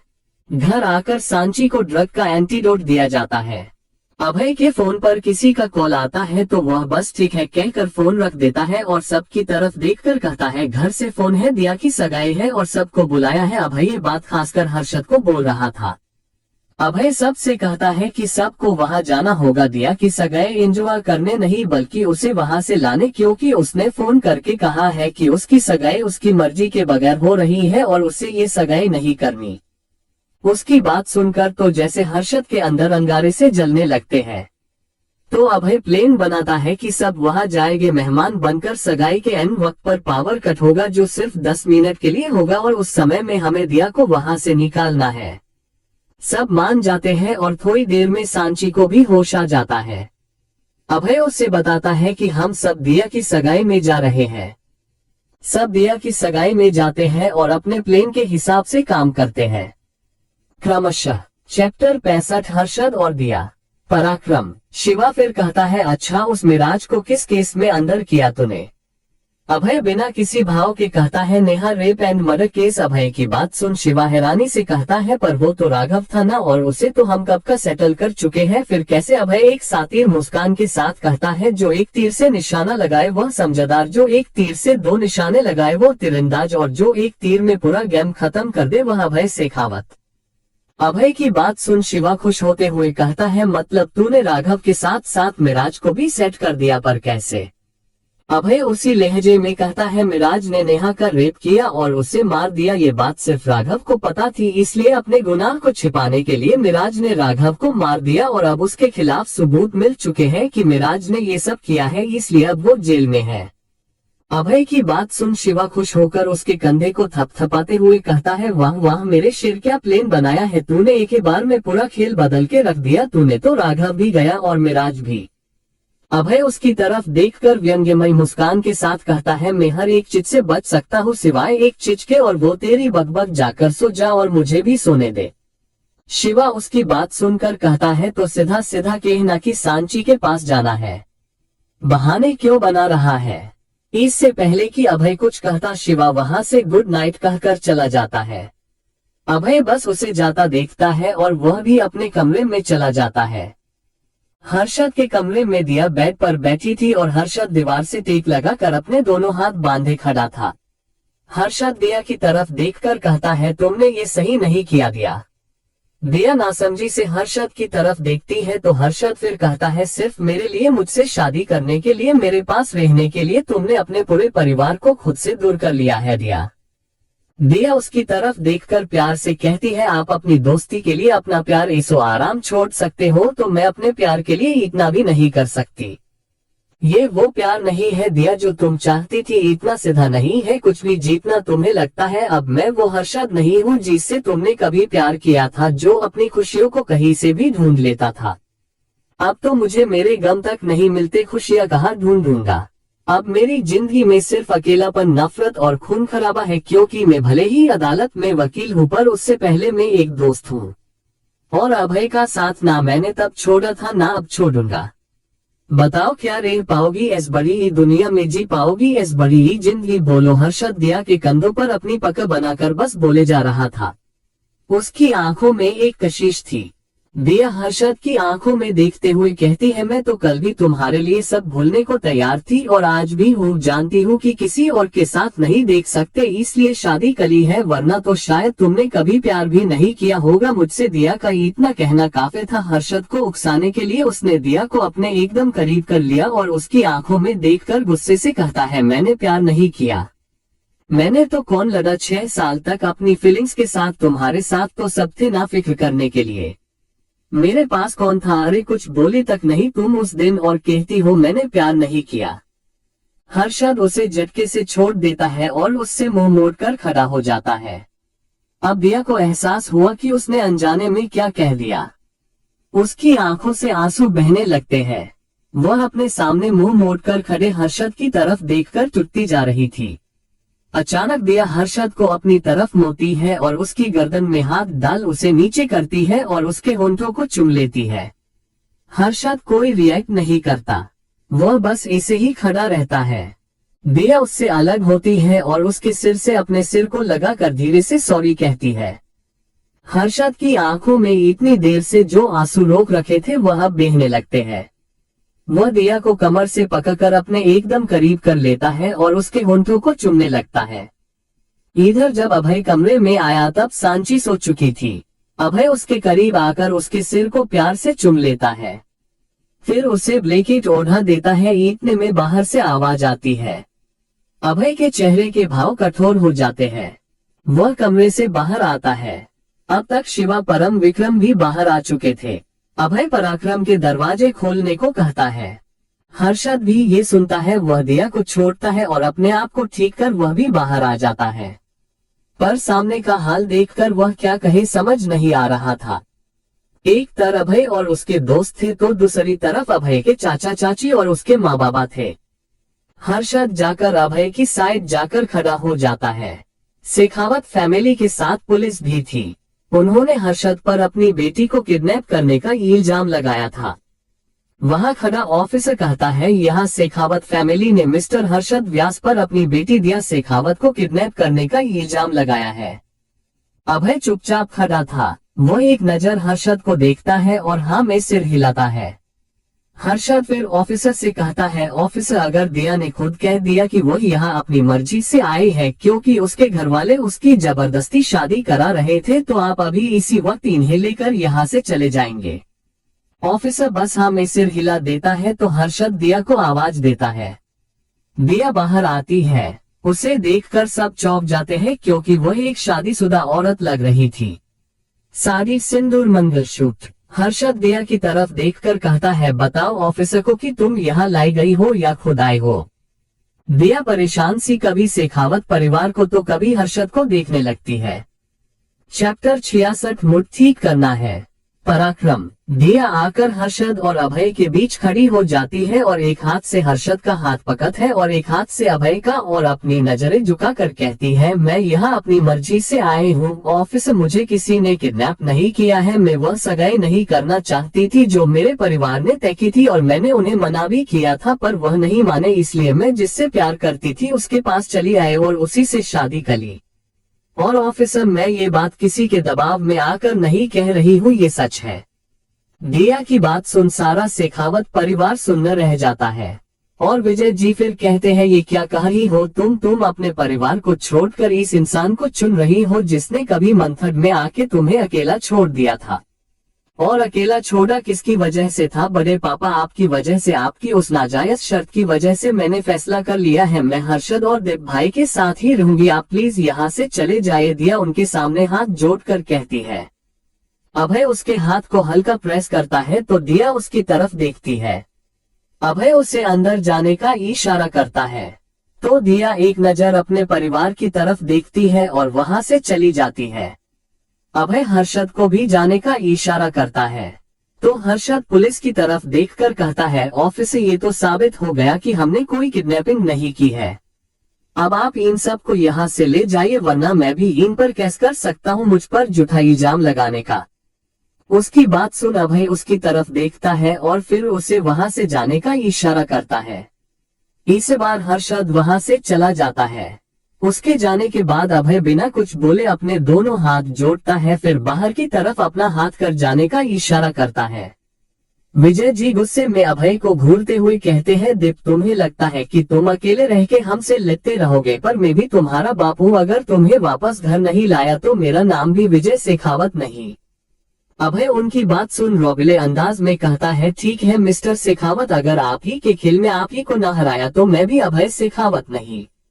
विजय जी एक नजर गुस्से में अभय को देखते हैं और फिर वहां से चले जाते हैं और उनके पीछे पुलिस और बाकी सब भी।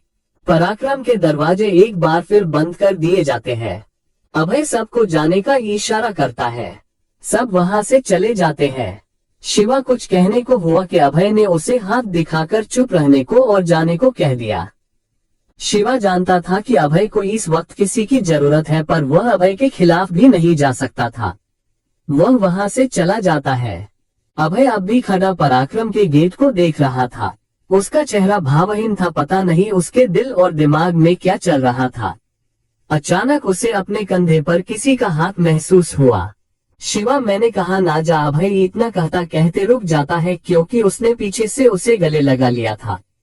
अब अभय को एहसास हो चुका था कि ये सांची है। अभय उसका हाथ अपने सीने पर से हटाता है और उसे अपने सामने करके उसे खुद में समा लेता है। सांची भी उसे टाइटली हक करती है। दोनों ही चुप थे, कोई कुछ नहीं कहता। वह बस ऐसे ही एक दूसरे को गले लगाए खड़े थे। कुछ ऐसे ही खड़े रहने के बाद अभय सांची को छोड़ता है और उसका चेहरा देखने से पहले ही पलटकर कमरे में आ जाता है। पता नहीं, पर शायद अभय को पता था कि सांची उसके चेहरे से उसके अंदर का दर्द भांप लेगी, इसलिए वह सांची से आंखें नहीं मिलाना चाहता था। सांची भी ये बात समझ रही थी। वह अभय के पीछे कमरे में आ जाती है। कमरे में आकर वह देखती है तो अभय बेड पर दूसरी ओर करवट लेकर लेट चुका था। सांची बेड पर जाती है और पीछे से ही उसे हक करके लेट जाती है। अभय का शरीर सांची के आगे बढ़ा था, इसलिए वह उसे अच्छे से हग नहीं कर पा रही थी, पर सांची को तो अभय का मूड ठीक करना था। वह अभय के ऊपर लेटती है और करवट बदलकर अभय के चेहरे की तरफ आ जाती है। अभय ने अपने दोनों हाथ बांध रखे थे और अपनी आंखें बंद कर रखी थी, और पर उसे महसूस हो रहा था कि सांची क्या कर रही है। सांची अपने हाथों से अभय के हाथ खोलती है और उसे कसके गले लगा लेती है और उसके हाथ अपने ऊपर कर देती है। अभय भी ये बात बखूबी समझ रहा था कि सांची उसका मूड ठीक करने के लिए ही ये सब कर रही है, पर उसे सुकून था क्योंकि थोड़ी देर पहले तक सांची बात तक नहीं कर रही थी। अचानक अभय को अपने होंठों पर सांची के नर्म होंठ महसूस हुए। अभय ने झटके से अपनी आंखें खोल दी। सांची उसे बड़े प्यार से किस कर रही थी। अभय भी उसे कसकर बाहों में भर लेता है और उसे किस करने लगता है। जब सांची को यह एहसास हुआ कि अभय ने खुद से कंट्रोल खो दिया है, वह सीधी लेट जाती है। अभय उसके ऊपर आ जाता है और उसकी गर्दन, होंठ और पूरे चेहरे को चूमने लगता है। चैप्टर 67 सांची की नौटंकी। पराक्रम। हर्षद के कमरे में हर्षद बालकनी में खड़ा कुछ सोच रहा था जब उसे अपने ऊपर किसी की पकड़ महसूस हुई। उसने पीछे मुड़ के देखा तो ये दिया थी। हर्षद प्यार से उसे गले लगाता है और उससे पूछता है दुखी हो। दिया ना में सिर हिला देती है तो हर्षद उसका चेहरा अपने हाथ में लेता है और प्यार से कहता है, दिया मैं मानता हूँ कि मैं अकेला हूँ, पर मैं तुमसे वादा करता हूँ मैं इस अकेलेपन को तुम्हारे करीब कभी नहीं आने दूंगा। दिया उसकी बात सुन बस हल्का सा मुस्कुरा देती है। हर्षद उसे कमर से पकड़कर अपने करीब खींच लेता है और उसके होंठों पर अपने होंठ रख देता है और उसे किस करने लगता है। दिया अपने हाथ उसकी गर्दन में डाल के उसका साथ देने लगती है। थोड़ी देर में हर्षद उसे छोड़ता है और उसे अपनी गोद में उठाकर कमरे में ले आता है और उसे बेड पर लेटा देता है। अपनी शर्ट उतारकर हर्षद उसके पास जाकर लेट जाता है और उसके पूरे चेहरे को चूमने लगता है। उसके हाथ दिया की साड़ी को उससे अलग कर देते हैं। हर्षद अपना हाथ बढ़ाकर टेबल लैंप बुझा देता है पराक्रम सुबह जब अभय की आंख खुली तो उसने देखा सांची पहले से ही रेडी हो चुकी है। अभय उठकर बैठ जाता है। उसके मन में कुछ था जो वह कह नहीं पा रहा था, पर उसके चेहरे पर वह उलझन साफ दिखाई दे रही थी। सांची उसे ऐसे देख उसके पास चली जाती है और उसे कस के गले लगा लेती है। अभय भी उसे कस के पकड़ लेता है। उसने सांची को इतना कस के पकड़ा था जैसे छूते ही सांची गायब हो जाएगी। सांची को भी यह महसूस होता है। वह अभय के कान में धीरे से कहती है, क्या हुआ है अभय, क्यों परेशान है?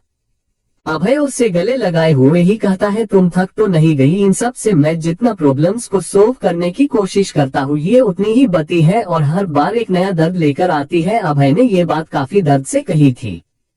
सांची उससे अलग होती है और उसके चेहरे को अपने हाथों में थाम कर प्यार से कहती है, तो हम उन प्रॉब्लम्स को हंस के मनाएंगे, उन्हें भगाएंगे नहीं। हम उनका सामना डट कर करेंगे।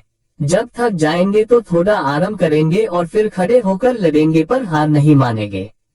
और रही बात मेरी, तो मैं तो जब तक जान में जान है तब तक तुम्हारे साथ रहूंगी और तुम्हारी हर चीज को अपनाऊंगी, फिर चाहे वो तुम्हारे दर्द हो, प्रॉब्लम्स हो या तुम्हारी खुशियां हो। अभय उसकी इतनी प्यारी बात सुन मुस्कुरा देता है। सांची एक मासूम सा फेस बनाकर कहती है, अब मुझे पूरे दिन पढ़ाई करनी पड़ेगी क्योंकि रात तो मेरे पति को मनाने में ही चली गई। अब बेचारा दिन बचा है, उसमें भी उठने पर तो लगता है जैसे जान ही निकल जाएगी, पर फिर भी मैं कॉम्प्रोमाइज कर लूंगी। अभय उसकी नौटंकी समझ जाता है और प्यार से कहता है, इतना प्यार करती हो अपने पति से? सांची फिर उसी तरफ कहती है, अब क्या करूं, प्यार नहीं भी करती तब भी खुश तो रखना पड़ेगा ना, पति जो है। अभय उसकी बात सुन उसे अपने करीब खींच लेता है और शरारत से कहता है, तब तो आज खुश कर ही दो। इतना कहकर अभय उससे गर्दन पर बाइट्स देने लगता है। सांची उसे रोकते हुए कहती है, अभय प्लीज अभी नहीं, मुझे कॉलेज जाना है, प्लीज अभी नहीं। फाइन, रात को बदला लेता हूँ तुम्हारी इस नौटंकी का। इतना कहकर अभय उसे छोड़ देता है और बाथरूम में चला जाता है। सांची भी उसे कॉलेज जाने का बोल वहां से निकल जाती है। सुकून हाउस के सामने एक कैब आकर रुकती है। उस कैब से सांची बाहर निकलती है और सुकून हाउस की तरफ देखती है और अपने मन में कहती है, अब यही एक उम्मीद है जो मुझे मेरे अतीत से वाकिफ करा सकती है। सांची घर के गेट पर जाती है।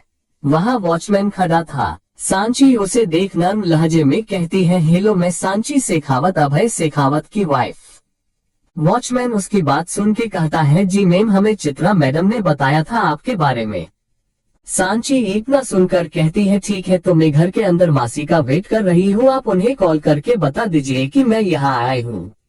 इतना कहकर सांची घर की तरफ बढ़ जाती है और वॉचमैन जी मैम कहकर चित्रा को कॉल कर देता है।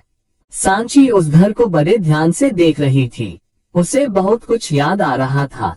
वह खुद से ही कहती है, अब तो मेरी यादें भी धुंधली नहीं रही, अब तो बता दो कि कौन हूँ मैं। सांची घर के अंदर चली जाती है। उसे हर जगह अपने बीते पल याद आ रहे थे। उसकी नजर किचन पर पड़ी है। वहाँ एक औरत और एक बच्ची मिलकर कुछ बना रहे थे और मस्ती भी कर रहे थे। वह काफी खुश लग रहे थे। सांची वहाँ से थोड़ी आगे आती है। वह सोफे पर देखती है, एक औरत बैठी थी और उसकी गोद में सिर रखकर एक लड़का और एक लड़की सो रहे थे। सांची अपनी आंखों से आंसू पोंछती है। इस घर के हर कोने में उसकी यादें थी। वह हॉल में खड़ी होकर पूरे घर को देखने लगती है। उसकी नजर दीवार पर लगे फोटो फ्रेम्स पर जाती है। वह उन्हें देखती है। उस दीवार पर कई सारे फ्रेम्स थे। उनमें वह औरत और वह बच्ची भी थी जिन्हें सांची अपने सपनों में देखा करती थी। वहाँ चित्रा के भी फोटोज थे। सांची की नजर एक फोटो पर पड़ी है। वह औरत बीच में बैठी थी और उसके पास वह बच्ची और एक लड़का था। सांची उस फ्रेम को हाथ में उठा लेती है और उसे देखने लगती है और प्यार से उस पर हाथ फेरती है। वह उस फोटो को हाथ में लिए ही उन दूसरी फोटोज को देखने लगती है। उस लड़के के साथ भी उस बच्ची की काफी सारी फोटोज थी। अचानक सांची को गोली चलने की आवाज आती है और वह पीछे मुड़कर देखती है। जिसने गोली चलाई वह आदमी गेट की तरफ खड़ा था। उसने खुद को लंबे काले कोट से ढक रखा था, हाथों में और पैरों में लंबे काले मोजे और उसके चेहरे पर ब्लैक मास्क और सिर पर ब्लैक हेड पहनी थी। उसकी शक्ल नहीं दिखाई दे रही थी। इतने में वह शख्स एक और गोली चला देता है। गोली सीधे सामने खड़ी औरत के सीने में जाकर लगती है। ये देख ऊपर से एक लड़की भाग कर आती है, पर अचानक उसका पैर फिसल जाता है और वह सीढ़ियों से नीचे गिरती है। उसके सिर से काफी खून बहने लगता है। सामने खड़ा शख्स तीसरी गोली चलाता है और वह औरत वही दम तोड़ देती है। सांची जोर से चिल्लाती है, माँ। अचानक सांची के हाथ से वह फ्रेम टूटकर गिर जाता है और सांची वही बेहोश हो जाती है। चैप्टर 68 में ही शादी कर लूंगा। सुकून हाउस। सांची को जब होश आया तो वह कमरे में बेड पर थी। वह जल्दी से उठकर बैठ जाती है और कसकर अपने सिर को पकड़ लेती है। उसे एक एक कर सब कुछ याद आ रहा था, या यूं कहूं कि उसकी याददाश्त आ गई थी। अब उसे सब कुछ पता था कि उन तस्वीरों में कौन कौन थे। फोटोज में वह औरत उसकी माँ थी, वह बच्ची वह खुद थी, और वो लड़का वह और कोई नहीं बल्कि अभय था। सांची उठती है और भागकर नीचे आती है। जब वह नीचे आती है तो देखती है कि मासी और अभय दोनों वही थे। सांची भागकर उनके पास जाती है। उसे देख चित्रा उसे गले लगा लेती है। सांची उनसे अलग होती है। वह अभय के पास जाने लगती है कि अभय वहां से जाने लगता है। सांची जल्दी से जाकर उसका हाथ पकड़ लेती है और कहती है, अभय आज तुम ऐसे ही नहीं जा सकते, आज तुम्हें मुझे सच बताना ही होगा। मैं जानती हूँ कि तुम्हें पता है मेरी माँ को किसने मारा है, आखिर वह तुम्हारी भी बुआ थी। अभय मैं जानना चाहती हूँ कि जब मेरी सच्चाई कुछ और ही थी तो बाबा ने मुझसे झूठ क्यों बोला। अभय उसकी बातें सुन रहा था। वह सांची से अपना हाथ झटकता है और गुस्से से कहता है, क्या बताओ तुम्हें, हाँ क्या बताओ, क्या जानना चाहती हो ये कि तुम्हारी माँ को किसने मारा। ठीक है, सुनना है ना तुम्हें तो सुनो, तुम्हारी माँ को तुम्हारे ही बाप ने मारा है। अधिराज सिंह ने मारा है तुम्हारी माँ को, अधिराज सिंह ने। अभय काफी गुस्से में लग रहा था और सांची वह तो जैसे शौक में थी, उसकी आंखों से आंसू बह रहे थे। अभय फिर कहता है, प्यार करती थी वह उससे, सबसे लड़के उससे शादी की थी उन्होंने, पर क्या हुआ, क्या मिला उन्हें, अपने प्यार के बदले मार दिया उस खुदगर्ज इंसान ने उन्हें। अभय थोड़ा शांत होता है और सोफे पर बैठते हैं और अपना हाथ सिर पर रख कर कहता है, अधिराज और पापा दोनों दोस्त हुआ करते थे। उसका शुरू से हमारे घर आना जाना लगा रहता था। अधिराज शादीशुदा था, पर लड़की से बातें करना, उनके साथ फ्लर्ट करना, ये उसकी पुरानी आदत थी। फ्लैशबैक। एक दिन उसका और उसकी बीवी का जगह हो गया और वह अपनी 3 साल की बेटी को लेकर चली गई, हमेशा हमेशा के लिए। अधिराज बहुत दुखी रहने लगा था। वह हमारे घर आता। स्वाति बुआ उस वक्त जवान थी, उन्हें हमेशा से अधिराज से हमदर्दी थी। वह रोज हमारे घर आता और इस बीच अधिराज और बुआ एक दूसरे को चाहने लगे। जब घर में ये बात पता चली तो कोई नहीं चाहता था कि अधिराज के साथ स्वाति बुआ की शादी हो, पर स्वाति बुआ अधिराज के प्यार में पागल थी। उन्होंने उसके लिए पूरे परिवार को छोड़ दिया और उससे शादी कर ली। जब वह लोग शादी करके वापस आए तो दादाजी ने उन्हें घर से निकाल दिया। राइटर चित्रा और स्वाति दोनों एक ही कॉलेज में पढ़ती थी और दोनों बेस्ट फ्रेंड भी थी। इसलिए जब अधिराज और स्वाति अलग शिफ्ट हुए तो चित्रा ने उनकी बहुत मदद की थी।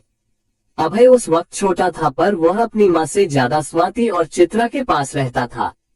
पर स्वाति के घर छोड़ने के बाद वह ज्यादातर चित्रा के पास ही रहता था। चित्रा और स्वाति दोनों ने डॉक्टर की पढ़ाई की थी, पर स्वाति ने आगे अपना करियर नहीं बनाया और चित्रा वह तो एक अच्छी डॉक्टर है। स्वाति ने अपने घर का नाम सुकून हाउस रखा था क्योंकि वह अपनी और अपने परिवार की जिंदगी में सुकून चाहती थी, और चित्रा उसके सामने वाले घर में ही रहती थी। दोपहर का वक्त एक बच्चा लगभग 9 साल का भागते हुए घर के अंदर आता है। चित्रा और स्वाति दोनों सोफे पर बैठी थी। स्वाति 9 महीने से प्रेग्नेंट थी। चित्रा उस बच्चे को भागता हुआ देखकर कहती है, दीप तुम इतनी जल्दी कैसे आए? तुम्हारा स्कूल तो 2 बजे फिनिश होता है ना, और अभी तो सिर्फ 1 बजे ही बज रहा है। अभय उनकी गोद में बैठते हुए कहता है, मैम ने कहा कि बारिश होने वाली है तो सबको घर भेज दिया। स्वाति कहती है, हाँ मौसम तो बहुत खराब है, लगता है तूफानी बारिश है। अभय जल्दी से उनके पास जाता है और कहता है, बुआ आज मैम ने हमें बताया कि सांची का मतलब क्या होता है। स्वाति उसके गाल को छूते हुए कहती है, अच्छा तो बताओ सांची का मतलब क्या होता है। अभय खुश होते हुए कहता है, सांची का मतलब जोड़ना होता है। देखना जब बेबी गर्ल होगी ना तो हम उसका नाम सांची ही रखेंगे। स्वाति कहती है अच्छा, और आपको कैसे पता कि वह बेबी गर्ल ही होगी? वो भी तो हो सकता है ना। अभय झटके से उससे दूर होता है और कहता है नहीं, बेबी गर्ल ही होगी और वो सिर्फ मेरी होगी। चित्रा उसके ऐसे बोलने पर कहती है तू तो ऐसे बोल रहा है जैसे हमेशा उसे अपने पास ही रखेगा। अभय फिर से कहता है हाँ, मैं उसे हमेशा अपने पास रखूंगा और उसे कभी कहीं नहीं जाने दूंगा। चित्रा उसे चिढ़ाते हुए कहती है अच्छा, जब उसकी शादी होगी तब तो वह जाएगी ना अपने पति के साथ, तब क्या करेगा? तो मैं ही उससे शादी कर लूंगा। वह तुनक कर कहता है, फिर स्वाति के पास जाकर कहता है ना बुआ, मैं उससे शादी कर लूंगा तो वह मुझसे कभी दूर नहीं जाएगी, है ना? स्वाति प्यार से उसके सिर को चूम कर कहती है हाँ मेरे बच्चे, वो तुझसे कभी दूर नहीं जाएगी, पर तुम्हें उसका ख्याल रखना होगा। रखोगे ना उसका ख्याल? हाँ बुआ, मैं हमेशा उसका ख्याल रखूंगा, प्रोमिस। अभी अभय ने इतना कहता ही था कि स्वाति अपने पेट पर हाथ रखकर कहती है चित्र, हमें लगता है वक्त हो गया है, हमें हॉस्पिटल जाना चाहिए।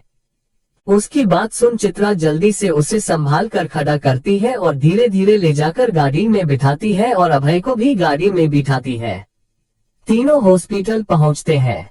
अभय कमरे के बाहर बैठा था। इतने में चित्रा अपनी गोद में सफेद कपड़े में लिपटे बच्चे को लेकर आती है। अभय उसे देख खड़ा हो जाता है। चित्रा नीचे झुककर उस बच्ची का मुंह अभय को दिखाते हुए कहती है बेबी गर्ल। अभय उसकी बात सुन धीरे से बुदबुदाता है सांची। चित्रा उसकी बात सुन लेती है और प्यार से कहती है हम सांची, तुम्हारी सांची। अभय उसे गोद में लेने के लिए आगे बढ़ता है पर चित्रा उसे मना कर देती है क्योंकि शायद अभय अभी सांची को नहीं संभाल पाता। वो उस बच्ची को ले जाकर स्वाति के पास लेटा देती है। चैप्टर 69 टैटू और रुद्राक्ष माला। 1 महीना बीत चुका था। अधिराज किसी मिशन पर थे और अब लौटे थे। जैसे ही वह अपनी बेटी को देखने के लिए कमरे के अंदर गए, उन्होंने देखा कि बेड पर अभय और छोटी सी सांची दोनों सो रहे हैं।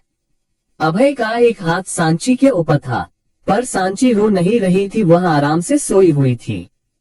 पीछे से कमरे में चित्रा और स्वाति आते हैं। अधिराज उनकी तरफ देखकर कहता है हमारी बच्ची को तो अभी से बॉडीगार्ड मिल गया। चित्रा उनकी बात सुनकर कहती है बॉडीगार्ड? हाँ, शादी की बात कर रहा है वो। अधिराज उसकी बात सुनकर कहते हैं शादी, पर ये दोनों तो भाई बहन हुए ना। चित्रा उनकी बात को नकारते हुए कहती है कैसे हुए भाई बहन भला? अधिराज दोनों बच्चों की तरफ इशारा करते हुए कहते हैं क्या इसका बाप और उसकी माँ भाई बहन नहीं है? नहीं, वो भाई बहन नहीं है, चित्रा स्पष्ट शब्दों में कहती है। कैसे? अधिराज चौंकते हुए कहता है। तो चित्रा फिर कहती है जैसे अभी हर्षद रहता है वैसे ही स्वाति उस परिवार में रही है। उन्होंने इसे प्यार दिया, अपना नाम दिया, पर वो उस घर की बेटी नहीं है। अधिराज अफसोस के साथ कहते हैं ओह तब ठीक है, पर मेरी बेटी का नसीब तो देखो, अभी वह सिर्फ 1 महीने की है और उसके लिए रिश्ते भी आने लगे। उनकी बात सुन सब हंसने लगते हैं। ऐसे ही हंसी खुशी वक्त बीत रहा था। 12 साल बाद एक बच्ची 12 साल की हंसते हुए अंदर आती है और उसके पीछे ये अभय था जिसका मुंह लटका हुआ था। स्वाति उन दोनों को देखकर कहती है क्या हुआ है सांची, तुम मुस्कुरा रही हो और इसकी शकल में 12 बजे है, ऐसा क्यों, क्या किया है तुमने? सांची सोफे पर जाकर बैठती है और शरारती अंदाज में कहती है मैंने कुछ नहीं किया है, मैंने तो कहा था कि मैं बनवाऊंगी, पर ये माने ही नहीं और कहने लगे कि यह बनवाएंगे तो मैंने भी नहीं रोका। स्वाति उसकी बात सुन कंफ्यूज हो जाती है। वह कुछ बोलने को हुई कि अभय ने कहा जुट, एकदम जुट, आपकी बेटी 1 नंबर की जुटी है। जब मैंने इसे कहा कि इसमें दर्द होगा मत करवाओ तो ये जिद लेकर बैठ गई कि या तो मैं बनवाऊं या ये बनवाएगी, और ना चाहते हुए भी मुझे बनवाना पड़ा। स्वाति उन दोनों की बात सुनकर परेशान सी कहती है पहले तो तुम दोनों मुझे ये बताओ कि क्या बनवाया है तुमने और क्या बनवाना था। उनकी बात सुन अभय सोफे पर जाकर बैठता है और अपनी टी शर्ट निकालता है। उसे देख स्वाति हैरान रह जाती है और कहती है इसमें तो सच में बहुत दर्द होता है, तुमने ये क्यों बनवाया? अभय उन्हें ऐसे परेशान देखकर कहता है अगर मैं नहीं बनवाता तो आपकी जिद्दी बेटी बनवा लेती, और दर्द तो कुछ दिनों तक ही रहता है, फिर तो एहसास भी नहीं होता। स्वाति हल्के से उसके सीने को छूकर कहती है इसे दर्द ना हो इसलिए तुमने खुद को दर्द दे दिया। उनकी बात सुन अभय मुस्कुरा देता है और बात बदलते हुए कहता है, आज के बाद मैं इसे अपने साथ कभी मेले में लेकर नहीं जाऊंगा। एक तो फालतू का ये टैटू बनवा दिया, ऊपर से पूरे मेले में घूमने के बाद एक चीज पसंद आई थी, वो भी इसने ले ली। अभय सांची को तरेरते हुए कहता है। स्वाति सांची की तरफ देखती है। उसके छोटे से हाथ में रुद्राक्ष की माला नी 3 राउंड में तो वो आ ही नहीं रही थी, इसलिए 5-6 राउंड लपेटे हुए थे। स्वाति उस माला को देखकर कहती है, सांची माला वापस करो अभय को, बाद में दे दूंगी। सांची इतना कहकर कमरे में भाग जाती है। उनकी लाइफ में कहीं भी गम नहीं था, वक्त सुकून से बिया रहा था। सांची 14 साल की थी, आज रक्षाबंधन था और सांची और अभय की आखिरी मुलाकात।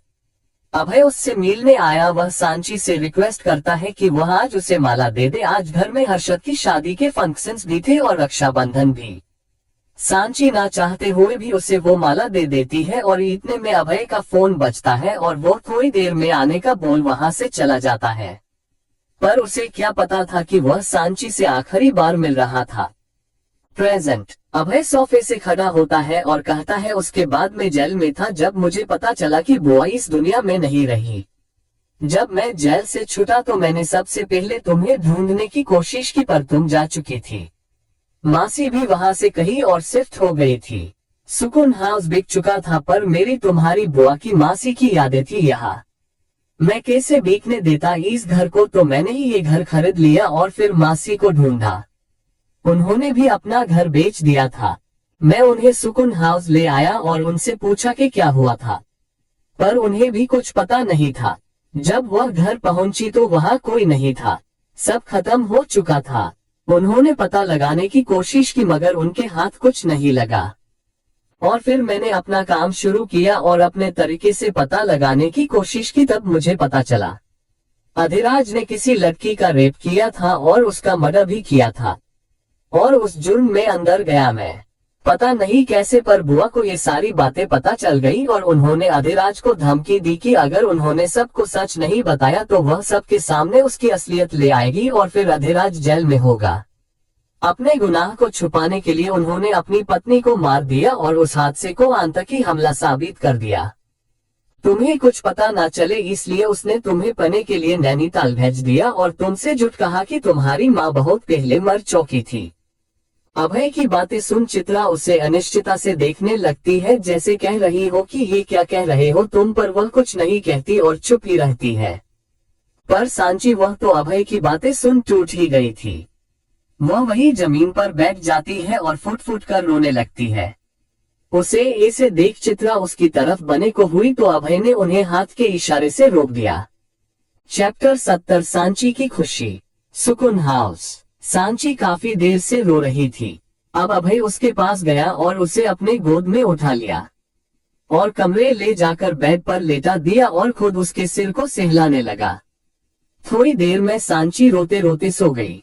अभय उसे अच्छे से ब्लैंकेट ओढ़ाता है और कमरे से बाहर चला आता है। जब वह नीचे आया तो उसने देखा चित्रा वही सोफे पर अपना सिर पके बैठी थी। जब उसे महसूस हुआ कि कोई उसके पास आया है तो वह जल्दी से ऊपर देखती है और जब वह अभय को देखती है तो खड़ी हो जाती है और जल्दी से कहती है, दीप अब क्या बचा है, अब तो उसकी याददाश्त भी आ गई है, अब तो उसे सब बता देना था। अभय बिना किसी भाव के कहता है, सब क्या? चित्रा सख्त लहजे में कहती है, दीप तुम अच्छे से जानते हो कि मेरा सबसे क्या मतलब है। अभय उसी लहजे में कहता है, अगर आप सारा की बात कर रही है तो मैं आपको बता दूं, ना आज सांची को उसका सच पता चलेगा और ना आगे कभी। पर चित्रा कुछ कहने को हुई कि अभय ने उन्हें बीच में ही रोकते हुए कहा, पर वह कुछ नहीं, वह दोनों ही एक दूसरे को नहीं जानती और सारा तो सांची के नाम से ही नफरत करती है।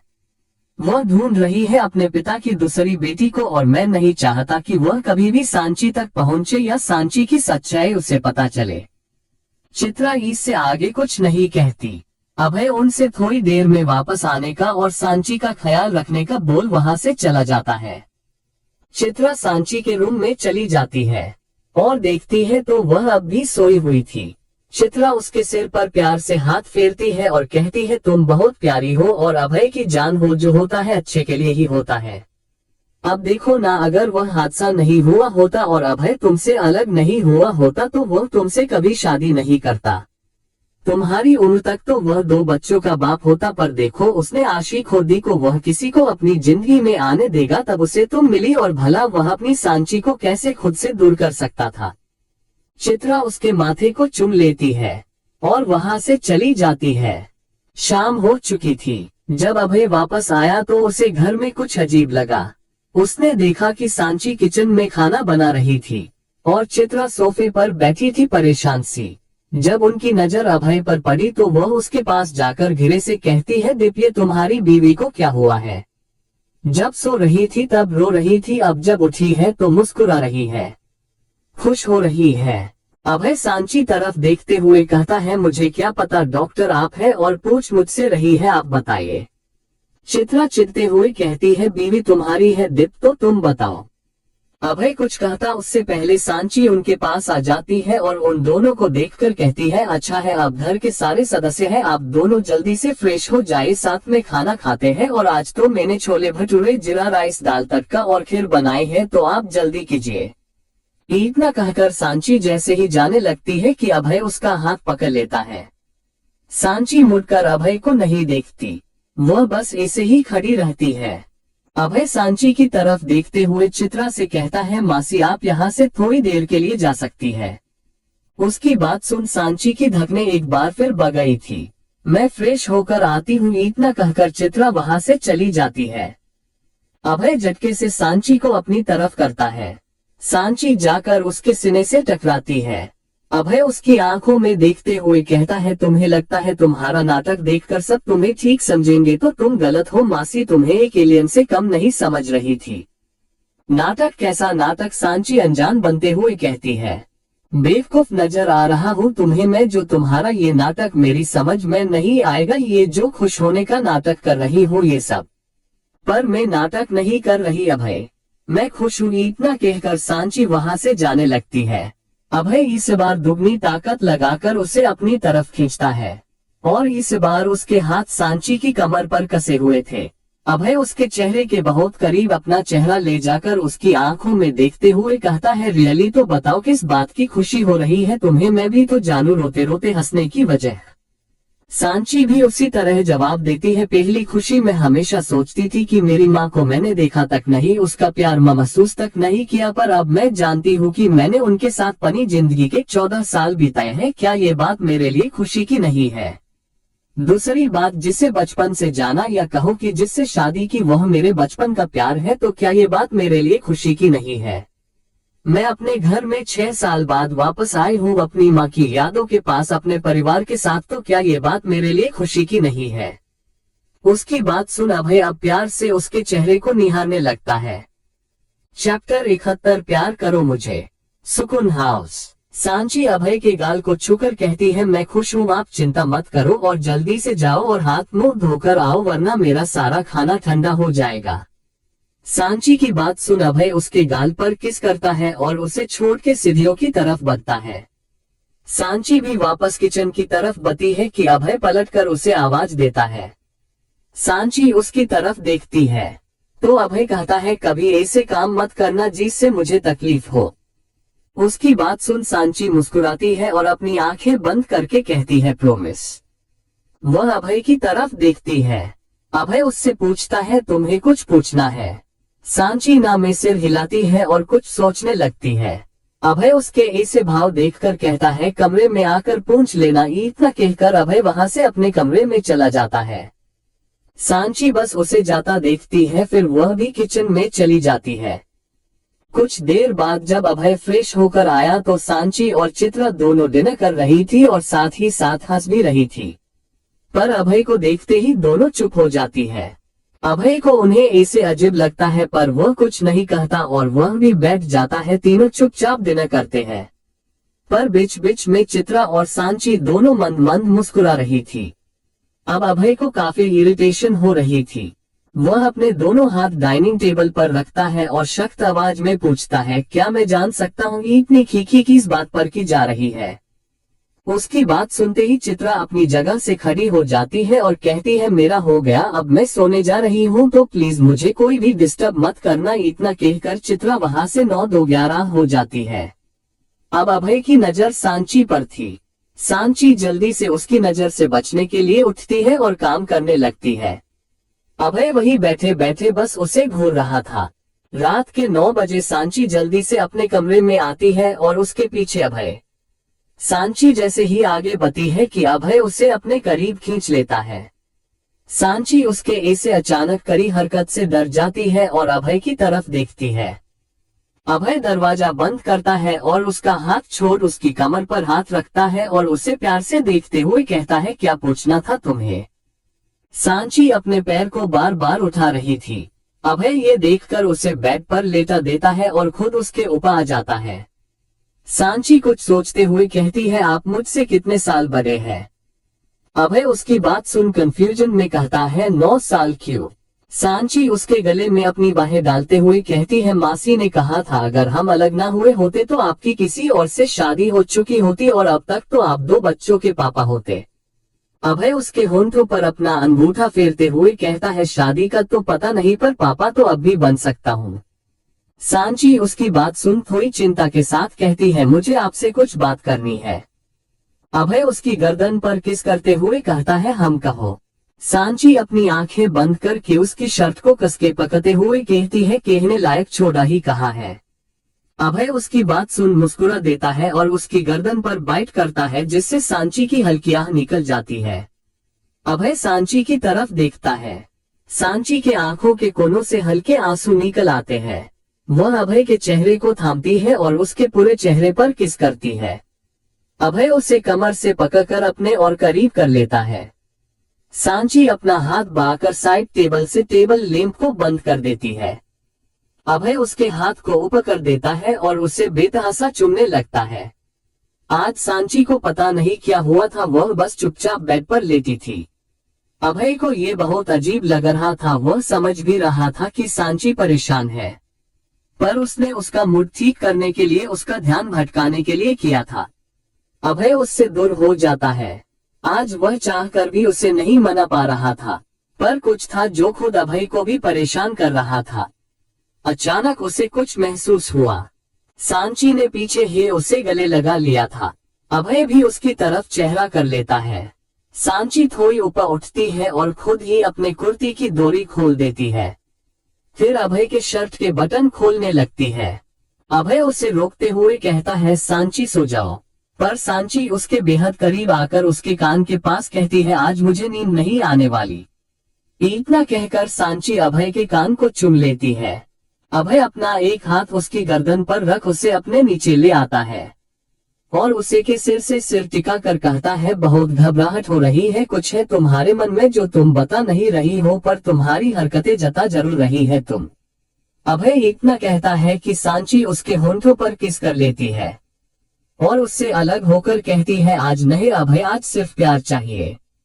प्यार करो मुझे, बस प्यार करो। सांची की मदहोश कर देने वाली आवाज सुन अभय भी उसमें खोसा जाता है।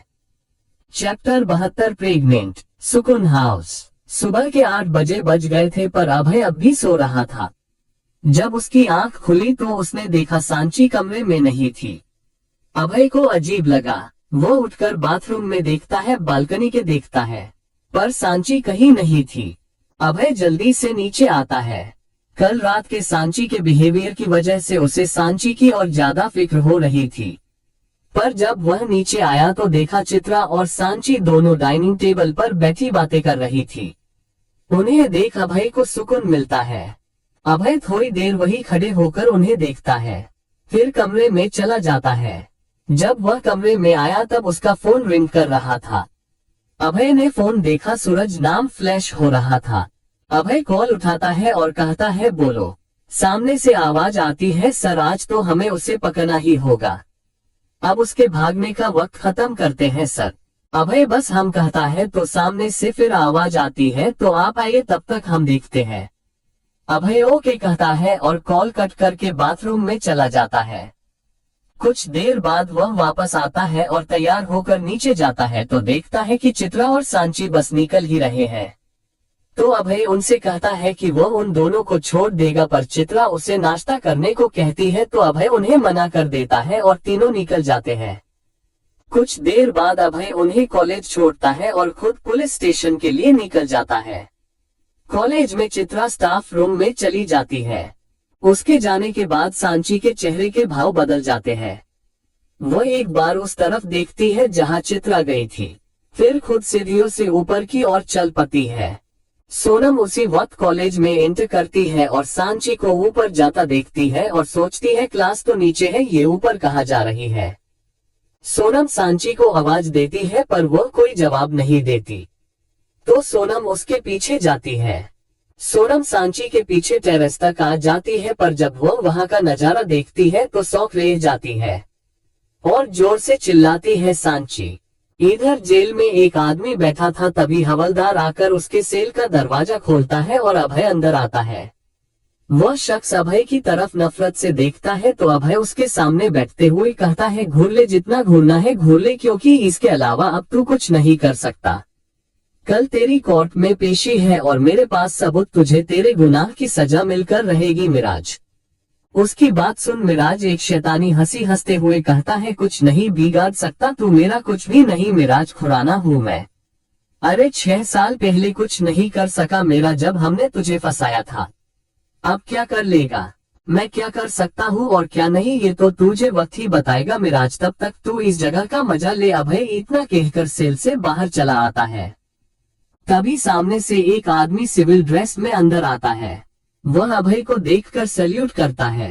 अभय भी उसे ग्रीट करता है। अभय उसे देखकर कहता है, तुमसे जो कहा है वह करो सूरज, और अगर कोई भी प्रॉब्लम हो तो मुझसे कांटेक्ट करना। सूरज जी सर कहता है और वहां से चला जाता है। तभी अभय का फोन बजता है। कॉल चित्रा का था। अभय को थोड़ा अजीब लगता है क्योंकि चित्रा इस वक्त लेक्चर में रहती थी और कभी कॉल नहीं करती थी। अभय कॉल उठाता है। उसके कुछ कहने से पहले ही चित्रा कहती है, दीप जल्दी कॉलेज आओ प्लीज। पर हुआ क्या, अभय के इतना कहते कहते चित्रा फोन कट कर चुकी थी। अभय को अब डर लग रहा था। उसने सोचा कहीं सांची के साथ तो कुछ नहीं हो गया। वह जल्दी से गाड़ी में बैठता है और हॉस्पिटल के लिए निकलता है। कुछ देर में अभय हॉस्पिटल पहुंचता है और वह चित्रा के केबिन में जा ही रहा होता है कि उसकी नजर सामने वार्ड पर पड़ती है। चित्रा, सोनम, पूर्वी तीनों उस वार्ड के बाहर खड़ी थी। उन तीनों को इसे देख अभय का दिल बैठ जाता है। वह जल्दी से उस तरफ जाता है और जाकर चित्रा से पूछता है, मासी क्या हुआ है, आप ऐसे वार्ड के बाहर क्यों खड़े हो, कौन है वार्ड में और सांची कहाँ है। चित्रा अभय की तरफ देखती है और गुस्से में कहती है, दीप सच में रियली तुम ऐसा कैसे कर सकते हो, वह अभी पढ़ रही है और कैसे संभालेगी वो ये सब। चित्रा की बातें अभय के समझ में नहीं आती। वह कंफ्यूजन में कहता है, मासी प्लीज सही से बताइए क्या हुआ है सांची को, और मैंने क्या किया है और मैंने कब उसे पढ़ने से मना किया। अभय की बात सुन चित्रा उसी तरह कहती है, और रियली दीप तुमने जो किया है उसकी वजह से उसकी पढ़ाई अपने आप बंद हो जाएगी। अभय खींचते हुए कहता है, पर क्यों, क्योंकि इस कॉलेज में प्रेग्नेंट लड़की नहीं पढ़ सकती। चित्रा भी उसी तरह कहती है। हाँ तो प्रेग्नेंट नहीं, पर अचानक अभय को एहसास हुआ कि चित्रा ने क्या कहा है। अभय उसकी तरफ हैरानी से देखते हुए कहता है, प्रेग्नेंट। क्रमशः चैप्टर 73 मैं माँ बनने वाली हूँ, हेल्थ एंड केयर हॉस्पिटल, क्योंकि इस हॉस्पिटल में प्रेग्नेंट लड़की नहीं पढ़ सकती। चित्रा अभय से जैसे ही ये कहती है, अभय हैरानी से उन्हें देखता है और कहता है, प्रेग्नेंट। चित्रा गुस्से से कहती है, हाँ दे प्रेग्नेंट, सांची 2 हफ्तों से प्रेग्नेंट है। तुम्हें क्या एक बार भी नहीं लगा दीप कि जिस लड़की से तुम प्यार करते हो, जो तुम्हारी बीवी है, वो महज 20 साल की है। अरे अभी तक तो उसकी पढ़ाई भी कंप्लीट नहीं हुई है और वो प्रेग्नेंट है। कैसे संभालेगी वो इन सब हालातों को, पढ़ाई करेगी या बच्चा पैदा करेगी। अभय दरवाजे की तरफ बढ़ता है और ग्लास से ही अंदर बेड पर लेटी सांची को देखता है। उसे समझ ही नहीं आ रहा था कि वह खुश हो या दुखी। एक तरफ वह खुश होना चाहता था क्योंकि सांची प्रेग्नेंट है और वह पापा बनने वाला है, पर दूसरी तरफ ये भी सच है कि ये सही वक्त नहीं है सांची के प्रेग्नेंट होने का। उसे खुद पर ही गुस्सा आ रहा था। चित्रा अभय के कंधे पर हाथ रखकर कहती है, देखो दीप मैं जानती हूँ तुम्हारे लिए ये फैसला करना मुश्किल है, पर मुझे लगता है कि सांची का अबॉर्शन करा देना चाहिए। उनकी बात सुन अभय हैरानी से उन्हें देखता है। क्या सच में वह अपने बच्चे को मार दे। अभी तो उसे पता चला कि वह पापा बनने वाला है और अभी ही वह ये खुशी खत्म कर दे। चित्रा मायूसी से कहती है, ये बात तुम भी अच्छे से जानते हो कि अगर तुम्हारा बच्चा इस दुनिया में आया तो सांची अपना सपना कभी पूरा नहीं कर पाएगी। अभय के चेहरे के भाव सख्त हो चुके थे। वह चित्रा को बिना कोई जवाब दिए वार्ड के अंदर चला जाता है। चित्रा भी उसके पीछे अंदर जाती है। अभय धीमे कदमों से जाकर सांची के पास बैठता है। जब सांची को अपने पास कुछ महसूस हुआ, वह उठकर बैठ गई। जब उसने अभय को देखा तो राहत की सांस ली। अभय बस उसके चेहरे को देख रहा था। वह प्यार से सांची के माथे को चूमता है और उसे गले लगा लेता है। अभय उससे गले लगाए हुए ही नर्म लहजे में कहता है, मुझे कोई फर्क नहीं पड़ता कि कौन क्या चाहता है और क्या नहीं। जो तुम चाहती हो वही होगा, फिर चाहे वही इस बच्चे को जन्म देना हो या अबॉर्शन कराना हो। उसी बात सुन सांची उससे अलग होती है और हैरानी से अभय को देखती है। सांची को कुछ समझ नहीं आया कि अभय के कहने का मतलब क्या था। वह हैरानी से मासी की तरफ देखती है तो मासी उससे मुंह मोड़ लेती है। सांची अभय की तरफ देखती है। अब उसे कुछ समझ आ रहा था कि क्या हो रहा था। वह हल्के से अपने पेट पर हाथ रखती है और कुछ महसूस करने की कोशिश कर रही थी। अब उसे एहसास हुआ कि क्या बोल रहा था अभय। सांची के चेहरे पर अपने आप एक मुस्कान आ जाती है और आंखों में आंसू। वह अभय की तरफ देखकर पूछती है, मैं माँ बनने वाली हूँ। अभय को कुछ समझ नहीं आया। क्या मासी ने उसे नहीं बताया था कि वह माँ बनने वाली है? अभय प्यार से उसके गाल को छूकर बस हम कहता है। सांची उसे खुशी से कसके गले लगा लेती है। सच में आज उसका दिल एक बार फिर जीने का कर रहा था। कहाँ वो मरना चाहती थी और कहाँ उसे इतनी बड़ी जीने की वजह मिल गई। सांची को याद आता है कि अभय ने क्या कहा। वह झटके से उससे अलग होती है और कहती है, आप मेरा अबॉर्शन क्यों करवाना चाहते हैं? अभय ना में सिर हिलाता है और कहता है, बिल्कुल नहीं, तुम जो चाहती हो वह होगा। सांची कुछ बोलने को हुई कि चित्रा कहती है, दीप ये क्या लगा रखा है? तुम जो चाहोगी वह होगा। अरे सांची तो खुद अभी बच्ची है, ये फैसला तुम्हें ही लेना होगा और सही फैसला यही है दीप कि अभी तुम कोई बच्चा ना करो। आगे तुम दोनों को बहुत मौके मिलेंगे, पर फिलहाल। चित्रा ये सब बोल ही रही थी कि बीच में ही सांची कहती है, ये क्या बोल रही है आप मासी? बच्चा मेरी कोख में है, मेरे ही अंदर 9 महीने रह के पलेगा, मैं ही उसे जन्म दूंगी, तो इसे इस दुनिया में लाना है कि नहीं? ये फैसला मैं क्यों नहीं ले सकती? बच्चा मेरा, कोख मेरी, तो फैसला कोई और क्यों लेगा? और मैं भला इस बच्चे को क्यों मारूंगी? ये तो मेरी जीने की उम्मीद है और मैं तो इसे जन्म देना चाहती हूँ, फिर आप ऐसा कैसे कह सकती है? सांची इस वक्त बहुत गुस्से में थी और वह गुस्से में चित्रा को ही घूर रही थी। चित्रा को भी सांची का ऐसे बात करना अच्छा नहीं लगता। वह अका से कहती है, ठीक है, तुम्हारा बच्चा है, तुम दोनों इसके माँ बाप हो, मैं बीच में बोलने वाली कौन होती हूँ? इतना कहकर चित्रा कमरे से बाहर चली जाती है। सांची अब अपनी आंखें बंद करती है और सुकून की सांस लेती है। अभय अब भी उसे ही देख रहा था।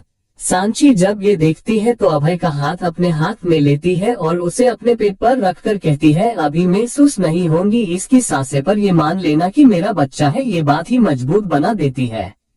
मुझे यकीन नहीं हो रहा है, मैं प्रेग्नेंट हूँ। अभय उसे कसके गले लगाता है और कहता है, मुझे भी। चैप्टर 74 सुसाइड करने गई थी। अभय का घर। सांची बेड पर सो रही थी। इतने में अभय कमरे में आता है। वह सांची को देखता है जो बहुत ही सुकून से सो रही थी।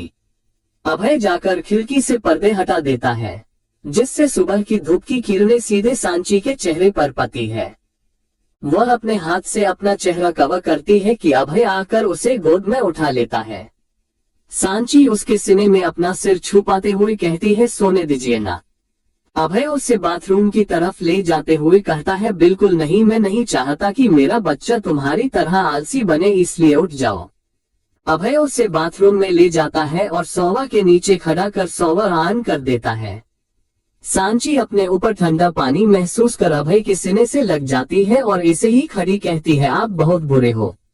अभय उसकी टी शर्ट को उठाते हुए कहता है, लगता है मुझे तुम्हें नहलाना पड़ेगा। सांची जल्दी से उसके हाथ खुद से दूर करते हुए कहती है, कोई जरूरत नहीं है, मैं खुद नहा लूंगी। सांची अभय को बाथरूम से बाहर धकेल देती है। अभय के बाहर जाने के बाद सांची थोड़ी देर में नहाकर बाहर आती है।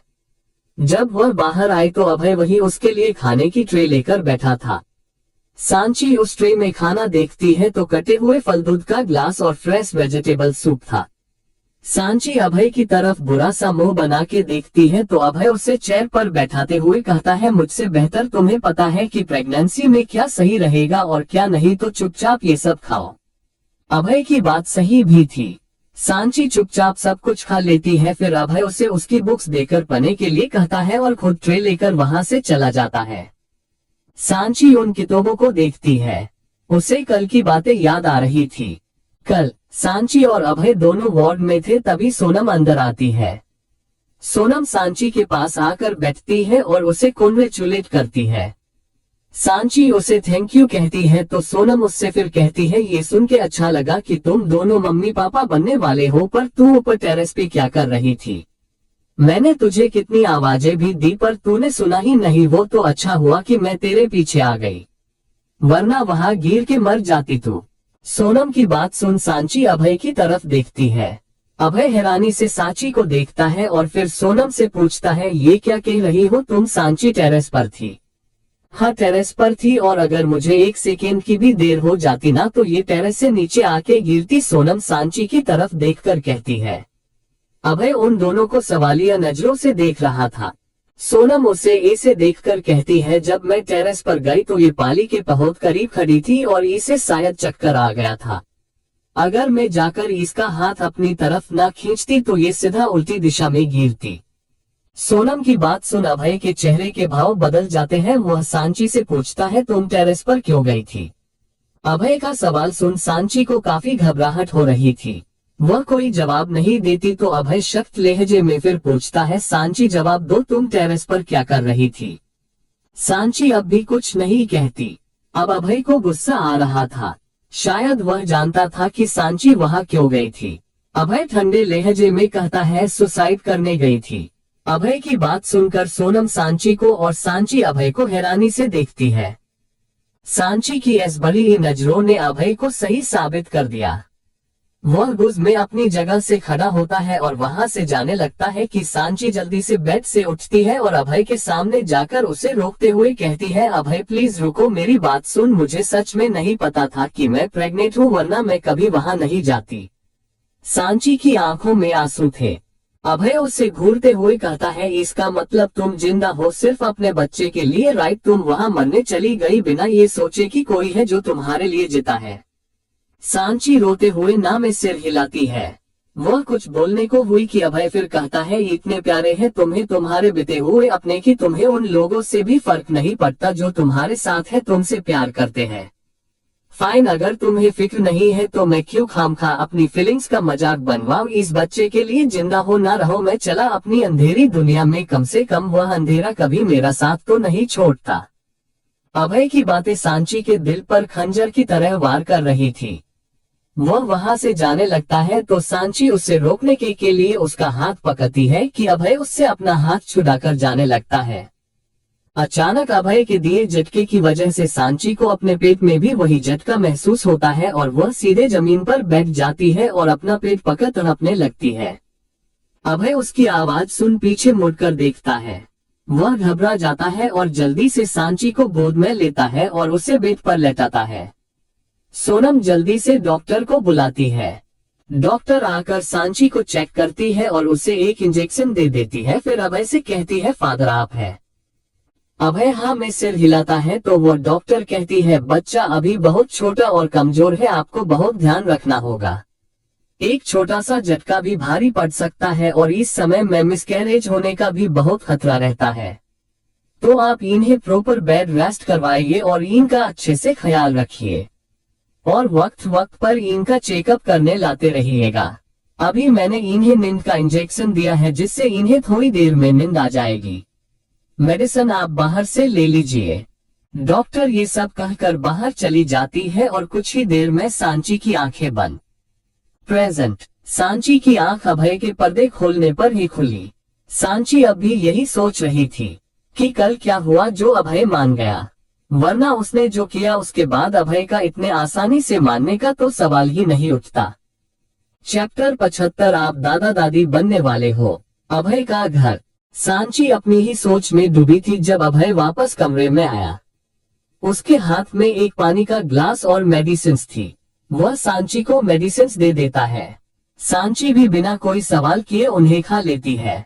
अभय उसे पानी पिलाता है और फिर उसके हाथ से पानी का ग्लास लेकर साइड में रखता है। अभय का बिहेवियर एकदम नॉर्मल लग रहा था। सांची पूछती है, मासी कहाँ है? वो मुझसे नाराज है। अभय ग्लास लेकर कमरे से बाहर जाते हुए कहता है, वह अपने घर है और वह नाराज तुमसे नहीं मुझसे है, तो इतना सोचने की जरूरत नहीं है। वैसे भी माँ बाप अपने बच्चों से ज्यादा नाराज नहीं रह सकते। अभय इतना कहकर जाने लगता है कि उसे सांची की आवाज आती है। माँ बाप तो अपने बच्चों से ज्यादा देर नाराज नहीं रह सकते, पर बच्चे नाराजगी में सारी जिंदगी निकाल देती है। सांची की बात सुन अभय उसकी तरफ मुड़ता है। सांची का हाथ अपने पेट पर था। वह अपने पेट की तरफ ही देखते हुए कहती है, कितना अजीब इत्तेफाक है हम दोनों के बीच। मैं हमेशा माँ बाप के प्यार के लिए तरसती रही, पर मुझे उनका प्यार नहीं मिला, और आपसे आपका पूरा परिवार प्यार करता है, पर आप उनके पास नहीं जाते। सांची अभय की तरफ देखकर कहती है, भगवान न करे अगर हमसे कभी कोई गलती हो तो हमारा बच्चा भी हमसे ऐसे ही जिंदगी भर नाराज रहेगा। सांची का सवाल सुन इन 7 सालों में पहली बार अभय को पता नहीं क्यों अपने परिवार के लिए कुछ महसूस हुआ। सांची फिर कहती है, अभय ना मुझे कभी परिवार का प्यार मिला और ना आप अपने परिवार के साथ रहे, पर क्या हम हमारे बच्चे को पूरे परिवार का प्यार नहीं दे सकते? उसके साथ सब होंगे, उसके माँ पापा, दादा दादी, काका काकी, बुआ, भाई बहन सब। सांची उठती है और अभय के पास जाकर उसका हाथ अपने हाथ में लेकर कहती है, अभय एक छोटा सा वर्ड है, बोल देते हैं ना।